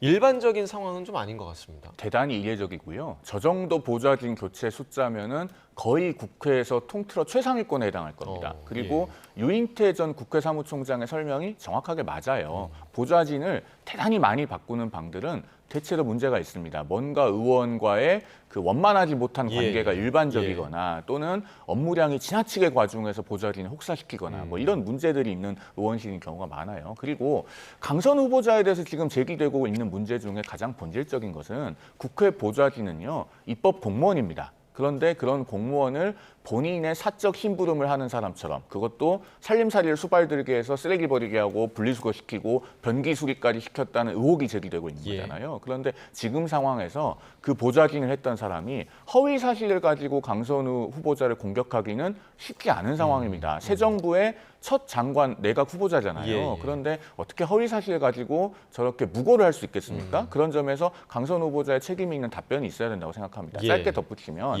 지금 소수정당 중에 진보당에서요, 이른바 생활비서라고 하는 것이 논란이 되고 있습니다. 진보당 계열의 유력 남성 정치인에게 그 진보당 쪽에서 관행적으로 무슨 생활비서라고 하는 것을 붙여줬는데 그 생활비서를 대상으로 한 성폭력이 있었고 그것을 2차 가해한 사람이 진보당 국회의원의 보좌진으로 채용됐다라고 해서 그쪽 당에서는 꽤 논란이 되고 있는 사안이에요. 그런데 이 생활비서라는 단어 들으면은 굉장히 전근대적이고 충격적이지 않습니까? 그런데 강선우 후보자가 본인의 입법 보좌진에게 했다고 하는 의혹을 받고 있는 일이 바로 이런 생활비서 같은 겁니다. 그러면 민주당은 이런 것을 용인을 할 것인가? 또 이재명 정부의 인사 기준은 과연 이런 일을 한 사람도 장관으로 쓰겠다는 건가? 이것에 대해서 지금 국민들이 묻고 계시기 때문에 분명하고도 국민들께서 납득할 수 있을 만한 답이 있어야 된다고 생각합니다. 네, 그러니까 아주 이례적인 케이스임은 분명해 보이고요. 그러니까 강선우 후보자도 그렇고 지금 뭐 교육부 장관 내정자죠. 이진숙 후보자와 관련해서도 여러 지금 뭐 논란이 있는데 이 논란들에 대해서 좀 어떻게 바라보고 계십니까? 일단 강선우 의원 같은 경우는 평소 실력도 있고 예의도 굉장히 발라요. 그래서 지금 제기되는 의혹에 대해서는 조금 의아하더라고요, 저도. 그리고 보좌진이 좀 교체가 많은 것들은 실제 그렇게 좋은 모습은 아니거든요. 예. 그런 측면에서 강선우 의원이 여성가족부 장관 후보자로서 청문회에 있어서 아주 제대로 잘 해명을 해야 될 것 같다. 그렇지 않다라고 한다면 조금 비판이 있을 것 같고요.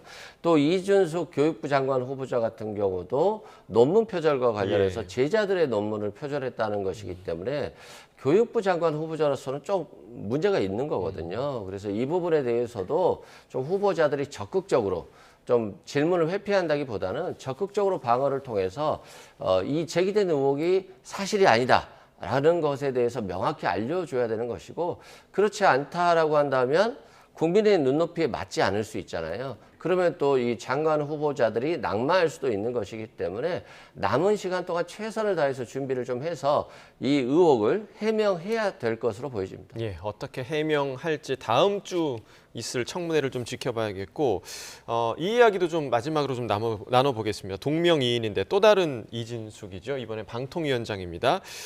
이재명 대통령이 국무회의에서 이진숙 위원장을 배제했습니다. 이 부분 좀 어떻게 보셨습니까? 저는 일단 법률적으로 그렇게 할 수 있는지 근거에 대해서 의문을 가지고 있습니다. 왜냐하면 정부조직법에 보면요. 법률이 정한 공무원은 국무회의에 출석해서 발언할 수 있다는 근거 조항이 있어요. 그리고 방송통신위원회법 6조에 가면 위원장은 필요하면은 국무회의에 출석해서 의견을 개진할 수 있다는 조항이 있습니다. 즉 방통위원장은 국무위원은 아니지만 그리고 행정각부의 장은 아니지만 국무회의에 출석해서 발언할 수 있는 권한이 법률로 보장되어 있어요. 그러면은 대통령이 국무회의의 의장이라고 해도 법률보다 하위에 있는 대통령령인 국무회의 운영 규정을 근거로 해서 이진숙 방통위원장의 국무회의 출석을 막을 수는 없습니다. 이것은 대통령실에서 굉장히 심각하게 법률 검토를 다시 해보고 정확하게 따져볼 문제다라는 말씀을 드리고요. 덧붙이자면 정무적으로도 지금 방통위원장을 국무회의에 들어오지 않도록 하는 것이 바람직해 보이지 않습니다. 이재명 정부가 초반에 내걸었던 통합의 차원에서도 그렇고, 그다음에 방송 3법이 지금 과방위를 통과하지 않았습니까? 국회 본회의를 거쳐서 올라오면은 국무회의의 심의 대상이 될 거예요. 그럴 때 방통위원장을 나오지조차 못하게 해서 의견 표명조차 할 기회를 주지 않으면 그걸 국민들께서 아마 이해하시기는 어려우실 거라고 생각이 됩니다. 예, 그러니까 국무회의에서 대통령과 방통위원장의 이른바 약간 공방의 그 내용이 좀 드러나기도 했고요. 그리고 이러한 행동들이 뭐 SNS에 자신의 의견을 올리기도 하고 이런 것들이 다 정치적 목적이다, 이런 해석도 나오고 있더라고요. 지방선거를 목표로 한다고요. 그렇죠. 뭐 국무위원이 나라를 위해서 일을 해야 되는 것인데 대통령과 계속 싸워요. 그래서 싸운데 이게 정책이라든가 방향에 대해서 싸워야 될 거 아니에요. 근데 그냥 시시콜콜 싸워요. 이분은 좀 이상한 분이잖아요. 특히 전에 대구시장에 출마한 적이 있었습니다. 근데 현재도 대구시장에 대한 출마 의지가 있는 것으로 저는 듣고 있는데요. 아니 대통령이 방통위 이런 독립성, 방통위원회의 독립성을 위해서, 방송의 독립성을 위해서 방통위법 개정안들이 올라와 있기 때문에 의견을 개진하십시오 라고 했죠. 당연히 관련 부처니까 의견을 개진해야 되지 않겠어요? 근데 나와서 아니 대통령이 나에게 지시했다, 방통위법 개정안 내라고. 이게 상식적으로 좀 이해가 안 되고 공무원이 정책 중립성을 위반해서 방통위원장의 자리를 마치 국무위원회에 나가서 대통령과 싸우면서 자신이 보수의 여전사인 것처럼 보여주는 모습들을 보이고 있단 말입니다. 그래서 이건 심각한 문제가 있는 거예요. 그래서 이분들에 대해서는 참여를 배제하는 것이 맞는 것 같고, 본인이 개과천선해서 다시 정치적으로 이용하지 않겠다라고 한다면 또 올 수 있지 않겠습니까? 아주 짧게만 좀 말씀드리면 지금 말씀하신 내용들이 전부 다 대통령과 방통위원장이 방송 3법이라는 정책을 가지고 이견을 드러내고 있다는 걸 보여주는 겁니다. 다른 거 가지고 싸우는 게 아니고요. 그리고 이진숙 위원장의 임기가 내년 8월까지고 본인은 나름대로 임기 끝까지 소임을 다하겠다는 거 아닙니까? 그러면은 지방선거 출마설은 저는 낭설에 불과할 거라고 생각합니다. 국민의힘에 대구시장 나오고 싶어 하시는 분들은 굉장히 많습니다. 네, 자 지방선거를 지켜보면 알겠죠. 네, 여기까지 듣겠습니다. 이승훈 민주당 전략기획위 부위원장, 송영훈 전 국민의힘 대변인과 이야기 나눠봤습니다. 두 분 말씀 고맙습니다.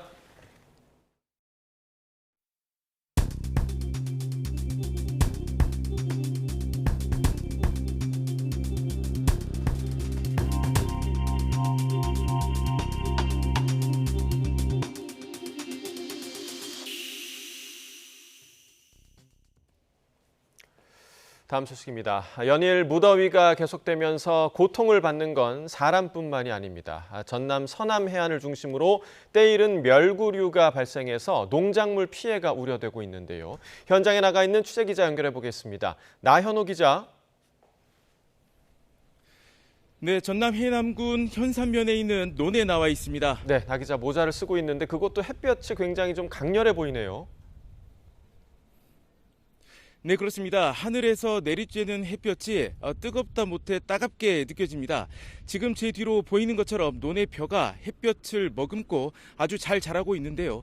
그런데 평화로워 보이는 것과는 달리 조금 문제가 생겼습니다. 최근 이곳에 해충인 멸구떼가 나타나기 시작한 겁니다. 지난해보다 무려 보름 정도 빠른 지난달 5일부터 관찰되기 시작했는데요.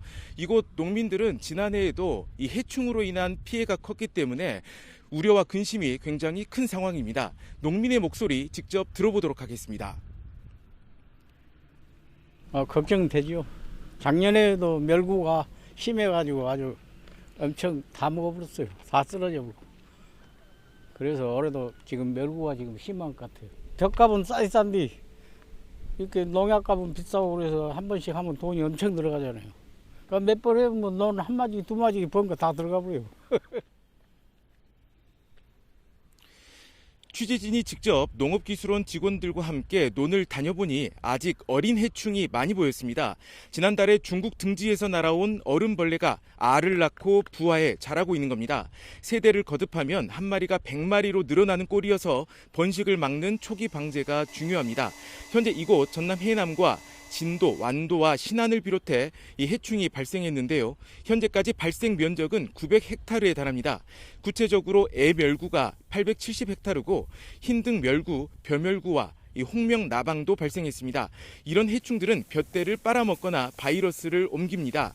이 때문에 심하면 벼가 말라 죽거나 긁름병이 들어 이 수확량이 줄고 품질마저 떨어집니다.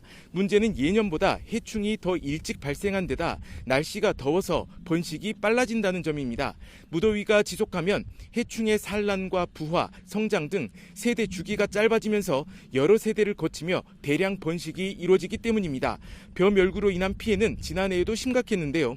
지난해 이곳 전남 해남에만 2,500헥타르 논에서 벼멸구가 발생한 것으로 집계됐습니다. 전남 전체로 하면 19,000헥타르로 여의도 면적의 60여 배 큰 면적에 달합니다. 전남 농업기술원은 읍면마다 긴급 방제단을 꾸리고 농민들과 함께 초기 방제에 집중하고 있습니다. 지금까지 전남 해남 현산면에서 YTN 나연호입니다. 연일 무더위가 이어지면서 야외에서 일하는 노동자들은 더 힘든 상황인데요. 인터넷 통신선을 설치하는 작업자들도 뙤약볕 아래서 작업하는 게 쉽지 않습니다. 현장에 취재기자 나가 있습니다. 김희영 기자. 네, 서울 상암동 작업 현장입니다. 네, 지금 어떤 현장입니까? 네, 지금은 인터넷선을 새로 설치하는 작업이 한창입니다. 현재 기온 34도로 그늘에 서 있어도 땀이 나는데요. 저희 취재진 촬영기기가 뜨거운 열기의 영향으로 10여 분 만에 꺼졌을 정도입니다. 이런 날씨 속에도 작업자들은 도심 곳곳을 돌며 인터넷 설치 작업을 하고 있습니다. 이곳에 오기 전에도 건물 옥상과 고소 작업차에서 전신주에서 각각 작업하는 모습을 볼 수 있었는데요. 떼약볕 아래서 일하다 보니 금세 얼굴이 달아오르고 땀이 맺히는 상황입니다. 네, 그늘 없는 현장에서 작업하는 게 쉽지 않아 보입니다. 네, 작업자들은 이제 또 다른 현장으로 이동해야 합니다. 평소에도 고객들이 기다리지 않도록 빨리 작업을 마치기 위해 애쓴다고 하는데요. 그러다 보니 아무리 더워도 작업을 멈추고 휴식을 취하기가 쉽지 않다고 합니다. 일부에서는 폭염으로 실외 작업이 힘든 경우 작업 중지권을 이용할 수 있게 해야 한다는 목소리도 나옵니다. 산업안전보건법에는 노동자들이 산업재해 발생 위험이 있을 때 작업을 멈출 수 있도록 돼 있지만 기후 여건에 따른 의무 발동 조항이 따로 마련돼 있지는 않아 보완이 필요하다는 지적도 나옵니다. 네, 폭염 속에서 일하는 야외 작업자들에 대한 대책이 필요해 보이는데요. 네, 고용노동부는 폭염에 취약한 고위험 작업장에서 33도 이상 작업 시 2시간 이내에 20분 이상 휴식을 권고하는 등 폭염 안전 5대 기본 수칙을 준수하도록 하고 있습니다. 하지만 강제성은 없는데 폭염으로 인한 근로자 사고 위험을 막기 위해 한 차례 중단됐던 20분 이상 휴식 의무화 방안을 다시 추진하기로 했습니다. 질병청 온열질환 응급실 감시 체계에 따르면 지난 5월 15일부터 그제까지 발생한 전국 온열질환자 1,200여 명 가운데 30%에 가까운 350여 명이 실외 작업장에서 발생했습니다. 또 작업장을 옮겨 다니며 일하는 야외 노동자들은 폭염 관리에 더 취약하다는 지적도 나오는 만큼 관련 대책이 필요해 보입니다. 지금까지 실외 인터넷 설치 작업 현장에서 YTN 김희영입니다. 네, 폭염특보 속에 정전이 잇따르면서 많은 시민들이 에어컨 없이 열대야를 보내야 했는데요. 엘리베이터에 갇힌 주민도 있었습니다. 김다연 기자입니다. 소방대원들이 지하 공동구 주변을 샅샅이 살핍니다. 경기도 남양주시 화도읍에 있는 아파트 지하 주차장에서 불이 난 건 어제 오후 5시 10분쯤입니다. 화재 여파로 전기 공급이 끊기면서 엘리베이터에 탑승자가 고립된 겁니다. 정전이 길어지면서 입주민 수십 명이 근처 체육문화센터에서 밤을 보냈습니다. 서울 금천구 시흥동 일대에서도 변압기 설비에 문제가 생기면서 정전이 발생했습니다. 전기 공급은 3시간 만에 재개됐지만 주변 가구 30호가 불편을 겪었습니다. 20명 정도 되시는 분들이 그 주위에 나오셔갖고 다 그 더운 날 땀을 흘리신 거죠. 경기도 평택에서도 전기 공급이 끊겼습니다. 냉장고는 멈추고 냉방기도 작동하지 않아 가게는 대부분 문을 닫았고 주민들은 뜬 눈으로 밤을 새웠습니다. 급한 대로 냉동실에 있는 아이스팩이라도 냉장고에다가 옮겨놓기는 했는데 무더위에 정전까지 주민들은 이중고를 겪어야 했습니다. YTN 김다연입니다. 40도에 육박하는 폭염에 에어컨마저 멈춰버린다면 생각만 해도 아찔하죠. 전국 곳곳에서 잇따르는 정전의 원인은 현재 조사 중이라 좀 기다려봐야겠지만 유력하게 꼽히는 것 중 하나가 바로 노후 변압기입니다. 20년이 넘은 아파트의 변압기가 늘어난 전력 수요를 감당하지 못하고 멈춰버리는 겁니다. 이 아파트들의 세대별 전력 사용 설계 용량은 1kW시. 애당초 모든 세대가 동시에 1kW의 전력을 사용하는 경우까지만 견딜 수 있도록 변압기가 설계된 건데요. 그때는 여유가 있었겠지만 20년 사이 전력 소비량이 폭증했죠. 최근 출시한 7평짜리 에어컨 소비 전력이 0.78kW니 다른 가전을 감안하면 번아웃 위험이 커진 겁니다. 더 큰 문제는 한계에 달한 변압기로 인해 화재 가능성도 커졌다는 겁니다. 애초 변압기 용량에 맞춰 부속 전선과 전기 설비가 설계됐기 때문에 변압기에 과부하가 걸리면 이들도 덩달아서 과열돼 화재로 번지기 쉽습니다. 이렇게 20년이 넘은 공동주택 변압기는 지난해 기준 전국의 30%에 달합니다. 언제 멈출 줄 몰라 교체가 시급한데 한 대당 수천만 원에 달하는 비용을 주민들이 부담해야 하다 보니 마냥 미뤄두는 경우가 많습니다. 정부의 지원 사업도 예산 문제로 신청 건수의 20-30%만 겨우 감당하는 수준인데요. 갈수록 더워지는 여름을 견뎌내려면 대책 마련이 시급해 보입니다. 자, 폭염을 피해 동해안으로 떠나는 분들 많으시죠. 그런데 때 아닌 상어주의보가 내려졌습니다. 해수욕장에서 인근에서 공격성 강한 청세리 상어가 포착됐는데 역시 폭염 때문이라고 합니다. 안전대책의 부실에 걱정인데요. 이 소식은 송세혁 기자가 보도합니다. 지난 7일 오전 9시쯤 강원도 강릉 안목 해수욕장에서 3km 떨어진 바다입니다. 수면 위로 솟은 삼각형 등 지느러미가 물살을 가릅니다. 몸 길이 2m가 넘는 청세리 상어입니다. 어마어마하다. 우와. 와, 겁나 크네. 이 상어는 낚싯배 주위를 3차례 배회한 뒤 해변 방향으로 헤엄쳐 사라졌습니다. 해변 쪽으로 가는데 요즘 여름이라서 좀 위험할 것 같아서 제보를 했습니다. 청세리 상어는 영화 조스로 잘 알려진 백상아리처럼 사람을 공격한 사례가 보고된 상어입니다. 전문가들은 최근 수온 상승에 따른 먹이 이동의 영향으로 동해안에서 상어 출현이 급증하고 있다고 분석합니다. 청세리 상어가 나타난 해역 반경 10km 안에는 경포와 강문 등 해수욕장 5곳이 밀집해 있습니다. 하지만 예산 부족 등을 이유로 상어 차단용 그물이 설치된 곳은 경포와 안목 2곳뿐입니다. 그물을 치면 어쩌냐 그런데 그렇게까지 할 필요는 없지 않은가 그렇게 답변했었는데 작년에는 바뀌었어요. 제가 출연 횟수를 보면은 이렇게 너무나 갈수록 심화되고 있고 사고 나기 전에 미연에 방지를 하기 위해서는 바람직하다. 해경은 상어 출몰 이후 순찰을 강화하고 수상 레저 종사자와 어민, 피서객들에게 주의를 당부하고 있습니다. 전문가들은 상어를 목격할 경우 즉시 해상에서 벗어나고 해경에 신고하는 것이 가장 안전한 대응이라고 조언합니다. YTN 송세혁입니다. 트럼프 미국 대통령이 주한미군 방위비 인상을 압박하고 나선 가운데 이번엔 주한미군을 3분의 1 수준으로 줄여야 한다는 미 국방장관 측근의 보고서가 나왔습니다. 북한은 미국의 위협이 아니고 또 주한미군을 중국 견제에 활용할 수도 없을 거란 주장이 담겼습니다. 워싱턴 권준기 특파원입니다. 피트 헤그세스 국방장관의 수석 고문이었던 댄 콜드웰이 공동 저자로 참여한 싱크탱크 보고서. 미국이 세계 무료 경비원 역할을 멈추고 해외 주둔 규모를 줄여야 한다는 게 골자입니다. 특히 주한미군은 현재 28,500명에서 10,000명으로 크게 줄일 것을 제안했습니다. 미 2사단 등 전투 병력을 모두 빼고 보급과 지원 인력만 남겨야 한다는 겁니다. 공군 전력도 2개 비행대대를 미국으로 돌려보내야 한다고 주장했습니다.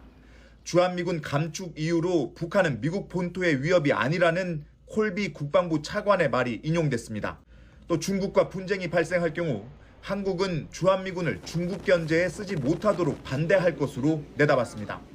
재래식 전력에서는 한국이 북한을 앞서는 만큼 스스로 방어해야 한다는 주장도 담겼습니다. 트럼프 대통령이 방위비 100억 달러를 주장하며 했던 말과 같은 맥락입니다. We supply the militaries to many very successful countries. I mean, South Korea is making a lot of money, and they're very good. They're very good, but you know, they should be paying for their own military.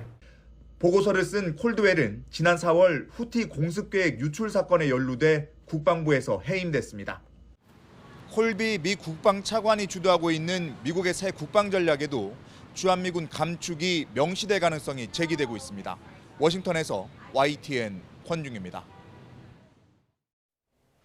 트럼프 행정부의 압박 속에 미국을 방문해 협상을 벌였던 한국 대표단이 일정을 마치고 귀국길에 올랐습니다. 여한구 통상교섭 본부장 등은 지난 5일부터 워싱턴 DC에서 제이미슨 그리어 미국 무역대표와 러트닉 상무부 장관 등을 만나 25% 상호관세 유예 연장과 품목별 관세 인하를 요청했습니다. 협상 기간에 트럼프 행정부가 상호관세 발효를 다음 달 1일로 연기해 시간을 벌었지만 상호관세는 25%가 유지되고 대미 수출 주력 품목인 자동차, 철강 등 품목별 관세 인하도 쉽지 않은 상황입니다. 또 트럼프 대통령이 관세 현안을 방위비 등 안보 문제와 묶어 협상하려는 뜻을 내비치면서 정부는 그에 따른 전략을 준비해 미국과 다시 협상에 나설 것으로 보입니다.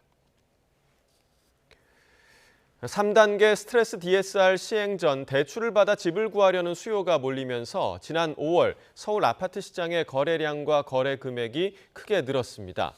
상업용 부동산 전문 프롭테크 기업 부동산 플래닛이 국토교통부 실거래가 자료를 분석한 결과 지난 5월 서울 아파트 거래량은 7,200여 건으로 한 달 전보다 45% 넘게 늘었습니다. 서울 아파트 거래 금액은 8조 5천억여 원으로 한 달 전보다 52% 넘게 늘어 17개 시도 가운데 상승폭이 가장 컸습니다.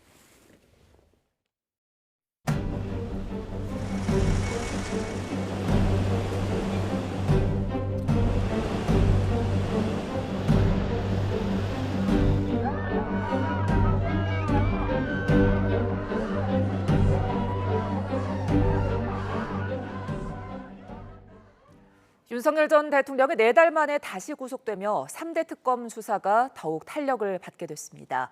윤 전 대통령 오늘 내란 우두머리 혐의 재판에 건강상의 이유로 불출석했는데요. 관련 내용 손정혜 변호사와 함께 이야기 나눠봅니다. 안녕하십니까? 안녕하세요. 예, 윤 전 대통령 오늘 재판에 불출석했습니다. 건강상의 이유로 나가지 못한다는 사유서를 제출했다고요? 그렇습니다. 기일 직전 1시간 전에 불출석 사유서를 제출한 것으로 알려지고 있고요. 재판부 입장에서는 직전에 들어온 불출석 사유서다 보니까 기일을 변경하거나 또 소환되는 증인에 대한 증인 소환에 대해서 기일을 변경하는 통보를 하지 못했기 때문에 아마 예정된 절차들은 진행하고 피고인 없이 변호인들과 함께 이제 재판이 진행되지 않을까 생각이 들고요. 일단 새벽에 영장이 집행됐으니까 다소 이제 건강상의 문제, 그러니까 신체적인 상황은 좋지 않을 것으로 예상되는 상황이긴 합니다. 향후에 재판 절차에 적극적으로 나올지 안 나올지도 조금 가늠하기는 어렵지만 일단 오늘 공판 기일에는 참석하지 않았습니다. 예. 자, 일단 오늘 재판에는 고동희 국군정보사령부 전 계획처장 그리고 정성우 국군방첩사령부 전 방첩사 1차장이 증인으로 출석했습니다. 이들이 그러니까 계엄 당시에 선관위 현장 지휘를 임무한 인물들인데 그렇다면 오늘도 좀 불리한 발언들이 이어질 것 같습니다. 일단 검찰 측 그 증인 신문에 대해서는 굉장히 유죄를 입증하는 취지의 진술이 나올 가능성이 매우 높은 증인들입니다. 일단 첫 번째로는 헌법재판소 재판 과정에서 윤석열 전 대통령이 선관위의 군력을 동원한 지시는 내가 직접 했다라는 자백 취지의 진술이 있었거든요. 그와 더불어서 이 지시를 실제로 받고 선관위를 장악하거나 선관위에 대한 서버를 확보하려는 명령을 하달받은 자들이 지금 나와서 증언을 하는 만큼 선관위에 이제 군 병력이 들어간 목적 그리고 그 명령을 한 사람의 주체 그리고 선관위를 통해서 어떤 행위를 하려고 했었는지에 대해서 진술을 하지 않을까라는 생각이 들고요. 그러다 보면 어떤 적법 절차를 어겨서 영장주의 원칙을 위반해서 서버를 확보한다고 한다던가 건조물에 침입을 했다던가 이런 사실관계가 드러날 것으로 보입니다. 예. 자, 지금 내란 특검이 이들 외에도 증인을 72명을 추가로 신청했다고 하더라고요. 이제 윤 전 대통령이 구속이 된 만큼 압박 수위를 더 높일 걸로 보입니다. 일단은 피고인 측에서 증거를 부동의하는 진술 같은 경우는 이렇게 증인 채택해서 법정에서 이제 유죄의 취지의 진술을 이끄는 것이 검사의 역할이기 때문에 가능한 많은 증인들에 대한 증인 신문을 거쳐서 구체적인 어떤 범죄 사실에 대한 유죄의 증거로 활용하겠다는 검찰의 의지라고 봐야 될 것 같고요.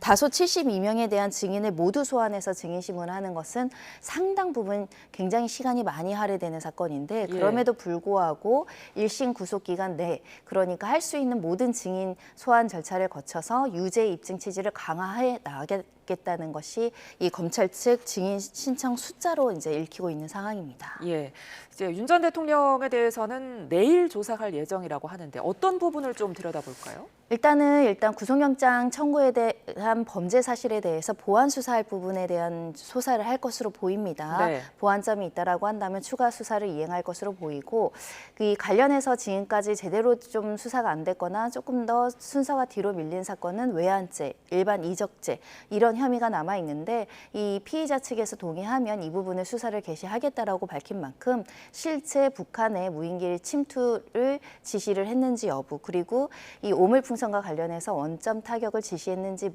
목적 이것이 계엄과 관련성이 있는지 여부 그리고 실질적으로 이 업무를 실행한 사람이 주고받은 내용들이 객관적인 사실이 무엇인지 이런 것들을 확인하지 않을까 합니다. 예, 윤 전 대통령의 재구속도 좀 더 살펴볼게요. 이제 4개월 만에 다시 이제 구속 상태에서 재판을 받게 된 건데 어떤 부분이 결정타였을까요? 일단은 범죄 자체가 굉장히 중대한 범죄입니다. 한 명에 대한 체포영장을 집행하는데 경찰이 수천 명이 동원될 정도로 공권력이 낭비되거나 공권력에 대한 도전이 있었던 사건이기 때문에 범죄가 소명이 된다라고 한다면 그 중대성 때문에 증거인멸 가능성도 인정되는 사건이었던 사건인 만큼 범죄가 소명이 됐다라고 인정하고 있고 특히 구체적으로 주요 증인들에 대한 진술에 대한 오염이나 진술 해유가 있었다는 정황이 발견됐기 때문에 재판부 입장에서는 증거인멸의 우려를 인정하지 않을 수 없는 사건이었기 때문에 구속영장이 발부됐다 이렇게 말씀드릴 수 있고요.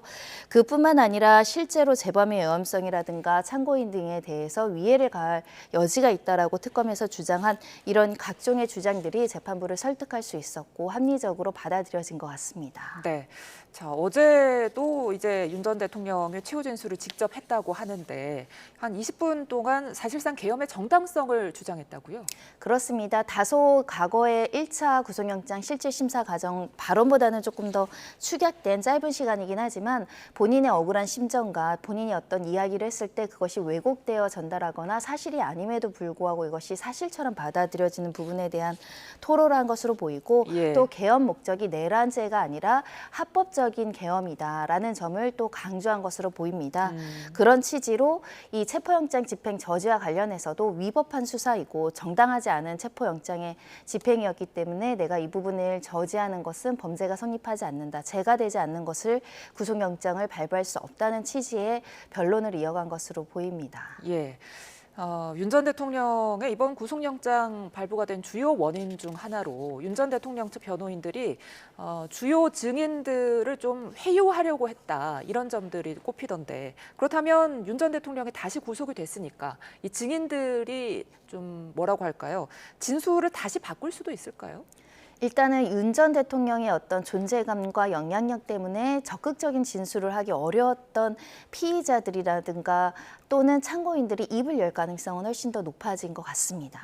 아무래도 구속된 상황과 불구속 상태의 어떤 그 장소적 제약이 있기 때문에 상당 부분 심리적인 어떤 부분은 조금 더 가벼워지지 않았을까 생각을 하고요. 특히 내가 불리한 진술을 했을 경우에 윤 전 대통령 또는 윤 전 대통령을 지지하는 사람들로부터 공격을 받거나 불리한 처우가 있을까 봐 염려하는 증인들이 있을 수 있거든요. 이 부분과 관련해서는 이 행위 자체가 굉장히 차단이 될 것이고 증거인멸의 시도라든가 이 진술을 오염시키는 여러 가지 시도들이 어느 정도는 억제될 가능성이 있기 때문에 현재로서는 특검 측에서는 굉장히 유효적절한 타이밍에 구속영장을 발부받은 것이고요. 특히 구체적으로 강희구, 김성훈 두 사람에 대한 진술의 오염의 시도가 이제 변호인들을 통해서 있었다라고 한다면 윤 전 대통령은 움직이지 못하는 구속된 상태지만 윤 전 대통령의 변호인들도 상당 부분 조심할 가능성이 있습니다. 그런 측면에서는 객관적인 실체 진실을 밝히는데 조금 더 상황은 나아졌다 이렇게 봐야 될 것 같습니다. 자, 이제 윤 전 대통령이 재구속이 됐고 군 관계자들의 조사도 이루어진 만큼 외환 혐의 관련 조사도 좀 탄력을 받지 않을까 싶은데 내란 특검이 기소를 할 때는 외환 혐의를 추가할까요? 일단 조사를 해야 되는 게 선행이 돼야 되겠죠. 워낙에 군사상 기밀과 밀접한 범죄 사실을 다뤄야 되다 보니까 기밀성을 유지하는 게 굉장히 관건인 것 같습니다. 특히 이런 수사 과정에서 군사상, 보안상 꼭 비밀을 지켜야 되는 부분이 외부에 유출되지 않도록 또 주의를 해야 될 것이고 이렇게 보안상의 목적으로 발언하거나 진술할 수 없다라는 군 관계자들을 설득해서 관련된 진술을 확보하는 게 굉장히 중요하지 않을까 생각이 드는 사건이고요.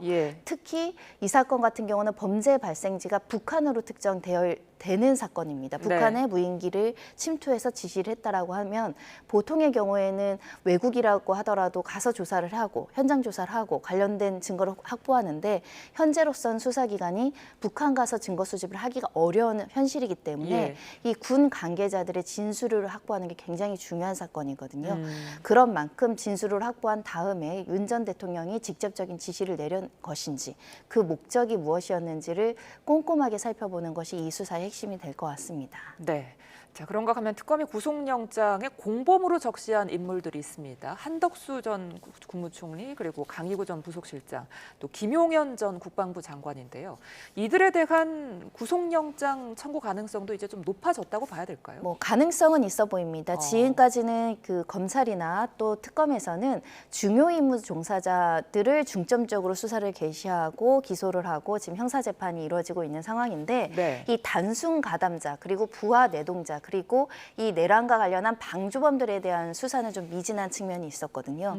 이제 방조를 했거나 일부 가담한 단순 가담자들에 대한 수사도 본격적으로 개시가 되면 꼬리에 꼬리를 물고 실질적으로 여기에 동원됐거나 조력한 사람들에 대한 수사와 재판이 이어질 가능성이 있고요. 예. 그 중에 범죄의 중대성이 인정되는 사건, 특히 진술을 바꾸거나 이 증거인멸을 한 사람을 대상해서는 구속영장을 실제로 청구할 가능성도 높아지지 않을까 합니다. 예. 자, 윤 전 대통령이 지난 구속대와는 다르게 이제 파면이 된 만큼 경우도 달라졌다고요? 네, 경호처 관련해서는 일단은 수용된 이상 이 경호처는 경호를 중단한다라고 되어 있고 신병에 대한 부분들은 모두 이 관련한 이 교도관 그러니까 구치소의 업무로 인계가 되어 있기 때문에 일반 피의자들과 같은 처우를 받는다라는 측면에서는 전직 대통령이 받는 일부의 경호 지원도 현재로서는 받기 어려운 상황이다라고 말씀드릴 수 있고요. 예. 다만 일반 피의자랑 완전히 동등하게 처우를 받는 것은 아니고 일단은 독방에 지금 수용하는 것으로 알려지고 있고 이 동선이나 이런 것들과 관련해서는 이 구치소에 수감된 사람들과 조금 분리해서 하는 배려 정도는 주어지고 있는 것으로 보여서 철저하게 어떤 신체적인 위해를 가할 염려가 있는 부분들은 이 교도관들이 좀 챙기지 않을까 생각하고요. 전담 교도관이 배치된다라고 알려지고 있습니다. 네. 자, 윤 전 대통령 측이 지난 구속 당시에 구속 적부심도 신청을 하고 여러 가지로 좀 법적 그 반발을 했었잖아요. 이번에도 이어지겠습니까? 그렇게 예상됩니다. 일단은 변호인 측에서 강력하게 주장하는 것이 같은 범죄로는 이중 구속할 수 없는데 재구속을 할 수 없는데 사실상 이번에 구속영장이 청구된 범죄 사실도 내란죄와 결부되어 있거나 그 수단 아니냐. 그러면 재구속 제한이라는 형사법의 원칙을 위반한 것이다라는 지금 위법한 구속영장 발부라는 주장을 하고 있는 상황이기 때문에 다시 한번 판단을 받아볼 가능성 열려 있지 않을까 생각이 들고요. 예. 다만 실무적으로는 구속영장이 발부되고 구속적부심으로 석방이 되는 그 시간적 간격이 너무 짧으면 기각 확률이 굉장히 높습니다. 워낙 또 기각 확률이 많은 절차이기도 하고요. 예. 그래서 재차 이 구속적부심을 청구한다고 하더라도 실제로 다른 판단을 받을 수 있는가에 대한 고민은 다시 한번 필요하지 않을까 합니다. 자, 어쨌거나 윤 전 대통령이 이렇게 재구속이 되면서 김건희 특검 수사도 탄력을 받지 않을까 싶은데 김 여사 소환이 좀 당겨질까요? 일단은 뭐 당겨진다는 표현은 적절하지 않고 가능한 한 빠른 시일 안에 소환하겠다라는 특검이 입장이 있었고 지금은 동시다발적으로 많은 곳에 압수수색 영장을 통해서 압수물을 분석하고 있고 관련자들 진술을 총합적으로 살펴보는 시기가 아닌가 합니다. 이런 관련자들에 대한 조사 그리고 인지된 수사도 수사를 할 수 있기 때문에 어디까지 수사를 할지가 정해져야 되는 상황이기 때문에 그런 조사가 어느 정도 성숙한 상황이라고 한다면 소환 조사를 통해서 관련 진술을 받지 않을까라는 생각을 하고 있고요. 최대한 빨리 하려고 애쓰고 있다는 것이 특검의 현재 입장입니다. 네, 지금 김건희 특검은 김 여사의 집사로 알려진 김모 씨에 대해서 압수수색에 나섰습니다. 일명 집사 게이트라고 하던데. 또 다른 내관이 터졌다 이렇게 말씀드릴 수도 있는데요. 금액이 굉장히 큽니다. 이 김모 씨가 운영하는 이 렌터카 회사가 지금 투자를 받은 금액이 180억 상당으로 알려져 있기 때문에 금액도 굉장히 다수이고요. 이 김 씨는 주목해 볼 만한 것이 과거에 김 여사의 모친의 어떤 통장 잔고 증명서 위조죄가 문제가 됐을 때 실제 위조를 한 당사자가 이 김모 씨라는 것이고 이를 통해서 유죄로 확정된 전력이 있어서 김건희 여사 가족과 굉장히 밀접한 관계에 있는 자이고 모 대학원을 통해서 친분을 쌓았다라고 알려지고 있는데 이 사람이 2023년에 회사를 차리면서 도이치모터스가 그 차량을 또 제공을 하고 각종의 기업들로부터 10억에서 30억 사이로 투자를 받는데 문제는 보통의 대기업들이 투자할 만큼의 재무 건전성이 없는 회사임에도 불구하고 투자를 받았다는 점. 예. 그 자금의 흐름이 석연치 않기 때문에 혹여라도 김건희 여사나 또는 윤 전 대통령의 관계를 둘러싸고 뇌물성 투자를 한 거 아니냐. 이런 점들을 이제 특검에서 살펴볼 것으로 보이고요. 현재 김모 씨가 해외 출국해서 들어오지 않고 있습니다. 예. 여권 무효화 조치를 한다라는 것은 향후 범죄 혐의점이 좀 구체화된다라고 한다면 지명 수배, 인터폴 수배도 이제 고려해 볼 만한 사안이기 때문에 지금 특검에서는 이 사건 역시 김건희 여사의 관련성을 조사하고 있는 것으로 보입니다. 자, 그렇다면 대기업으로까지 수사가 좀 확대할 가능성도 있을까요? 당연히 그 확인을 해야 될 것 같습니다. 이 투자금이 실질적으로 어떤 경위로 들어오게 됐고 투자 결정을 누가 했고 투자 결정에 적정한 의사 판단을 한 것인지는 결국 해당 기업들로부터 의견을 받아보고 직접 실무를 담당한 사람들의 조사는 불가피할 것으로 보입니다. 예. 자, 그런가 하면 김상민 전 검사를 공천 개입 의혹의 이제 핵심 인물로 특검이 꼽고 있는데요. 김상민 전 검사 어떤 이 의혹을 밝힐 키맨이 되겠습니까? 일단 김 검사 같은 경우는 좀 특이했던 것이 현직 검사인데 공천을 신청하는 과정에서 많은 사람들을 놀라게 했었죠. 그런데 그 뒤에서 김건희 여사가 모종의 공천 개입을 했다라는 의혹이 제기된 상황입니다. 이미 김영선 전 의원이 김건희 여사로부터 이 김 검사를 도와달라, 공천받게 해달라, 그 선거에서 이기게 해달라는 취지의 부탁이 있었다는 진술이 확보되어 있는 만큼 이 김상민 전 검사에 대해서 공천을 주고 선거에 나가게끔 하는데 실제로 김건희 여사가 구체적인 역할을 했는가 이게 굉장히 중요할 것으로 보이고 그러다 보니까 김상민 전 검사의 입을 통해서 어떤 진술이 나오는지도 굉장히 주목이 되고 있는 상황이고 실제로 명태균 씨의 주장은 확인해 봐야 되는 주장이지만 이렇게 선거에 나와서 당선되게 해주면 특정한 자리를 주겠다 이런 약속을 했다라는 건 또 선거법 위반의 소지가 있거든요. 이런 의혹들이 사실인지 여부를 하나하나 밝히고 조사에 임할 것으로 보입니다. 네, 그런가 하면 최상병 특검은 국방부와 국가안보실을 지금 압수수색했습니다. 윤 전 대통령의 소환도 좀 조만간 이루어질까요? 이 부분도 중요한 사실관계들이 이제 확인이 되고 있는 것인데요. 녹음 파일이 이제 확보가 되면서 실제 VIP 경로설의 실체가 어느 정도 정황 증거라든가 진술 증거가 발견되고 있는 측면에서는 그 당시에 수사 과정에서 외압이 있었는가 이것 때문에 사건이 보류되거나 이 사건이 축소되려는 시도가 있었는지를 밝히는 게 굉장히 중요해서 그 당시에 공문서나 내용들이 어떻게 마련되어 있는지와 관련한 국방부와 이 안보실에 대한 압수수색이 진행되고 있는 상황이고요. 또 핵심적으로 김태효 전 안보실장이 그날 회의에 참여했고 그 진술을 들었다고 한다면 직접 들은 자에 의한 이제 신문 조사가 있을 가능성이 있기 때문에 이 조사 과정에서 VIP가 그런 취지의 진술을 했는지 여부가 굉장히 중요하게 다뤄질 것 같습니다. 알겠습니다. 특검 상황까지 손정혜 변호사와 함께했습니다. 고맙습니다. 네, 밤낮 없는 더위가 이어지고 있습니다. 서울은 나흘째 폭염 경보 속에 오늘도 폭염이 맹위를 떨치고 있는데요. 자세한 날씨 기상캐스터 연결해 알아봅니다. 정수영 캐스터. 네, 청계천에 나와 있습니다. 네, 연일 폭염이 기승을 부리고 있는데 현재 서울도 기온이 많이 올랐다고요? 네, 서쪽 지방을 중심으로는 그야말로 펄펄 끓고 있습니다. 현재 서울은 35도 가까이 치솟았고요. 바깥에선 정말 숨쉬기조차 힘든 숨막히는 더위가 이어지고 있습니다.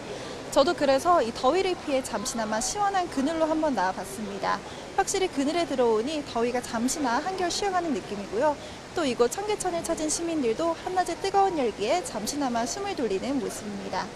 현재 전국 대부분 지역에 폭염특보가 내려진 가운데 서쪽 지역을 중심으로는 폭염경보가 이어지고 있습니다. 지금도 서쪽 곳곳으로는 36도를 웃도는 곳이 많고요. 경기 동두천 상패동이 36.2도, 경기 파주 광탄면이 36도 보이고 있습니다. 여기서 기온은 조금 더 오르겠습니다. 광주와 대전 35도까지 오르겠고요. 치솟는 기온의 대기 불안정으로 제주도와 호남 서부, 경남 일부 내륙에는 요란한 소나기가 내리겠습니다. 반면 차가운 동풍이 바로 닿는 동해안 지방은 오늘도 더위가 주춤하겠습니다. 주말 정도까지는 동풍이 불면서 서쪽은 폭염이 계속되겠습니다. 이번 주말 내륙은 대체로 맑겠지만 제주도는 내일부터 비가 조금 내리겠고요. 다음 주에는 아직 장마가 끝나지 않은 중부지방을 중심으로 많은 수증기가 유입되며 강한 장맛비가 내릴 수 있어 각별한 주의가 필요하겠습니다. 현재 남해안과 제주도를 중심으로는 강풍주의보가 내려져 있습니다. 특보 지역에서는 15m 안팎의 강한 바람이 불 수 있으니까요. 날아갈 수 있는 시설물은 사전 점검해 주셔야겠습니다. 지금까지 청계천에서 YTN 정수현입니다. 네, 이상으로 목요일 뉴스나우 마칩니다. 시청해주신 여러분 고맙습니다.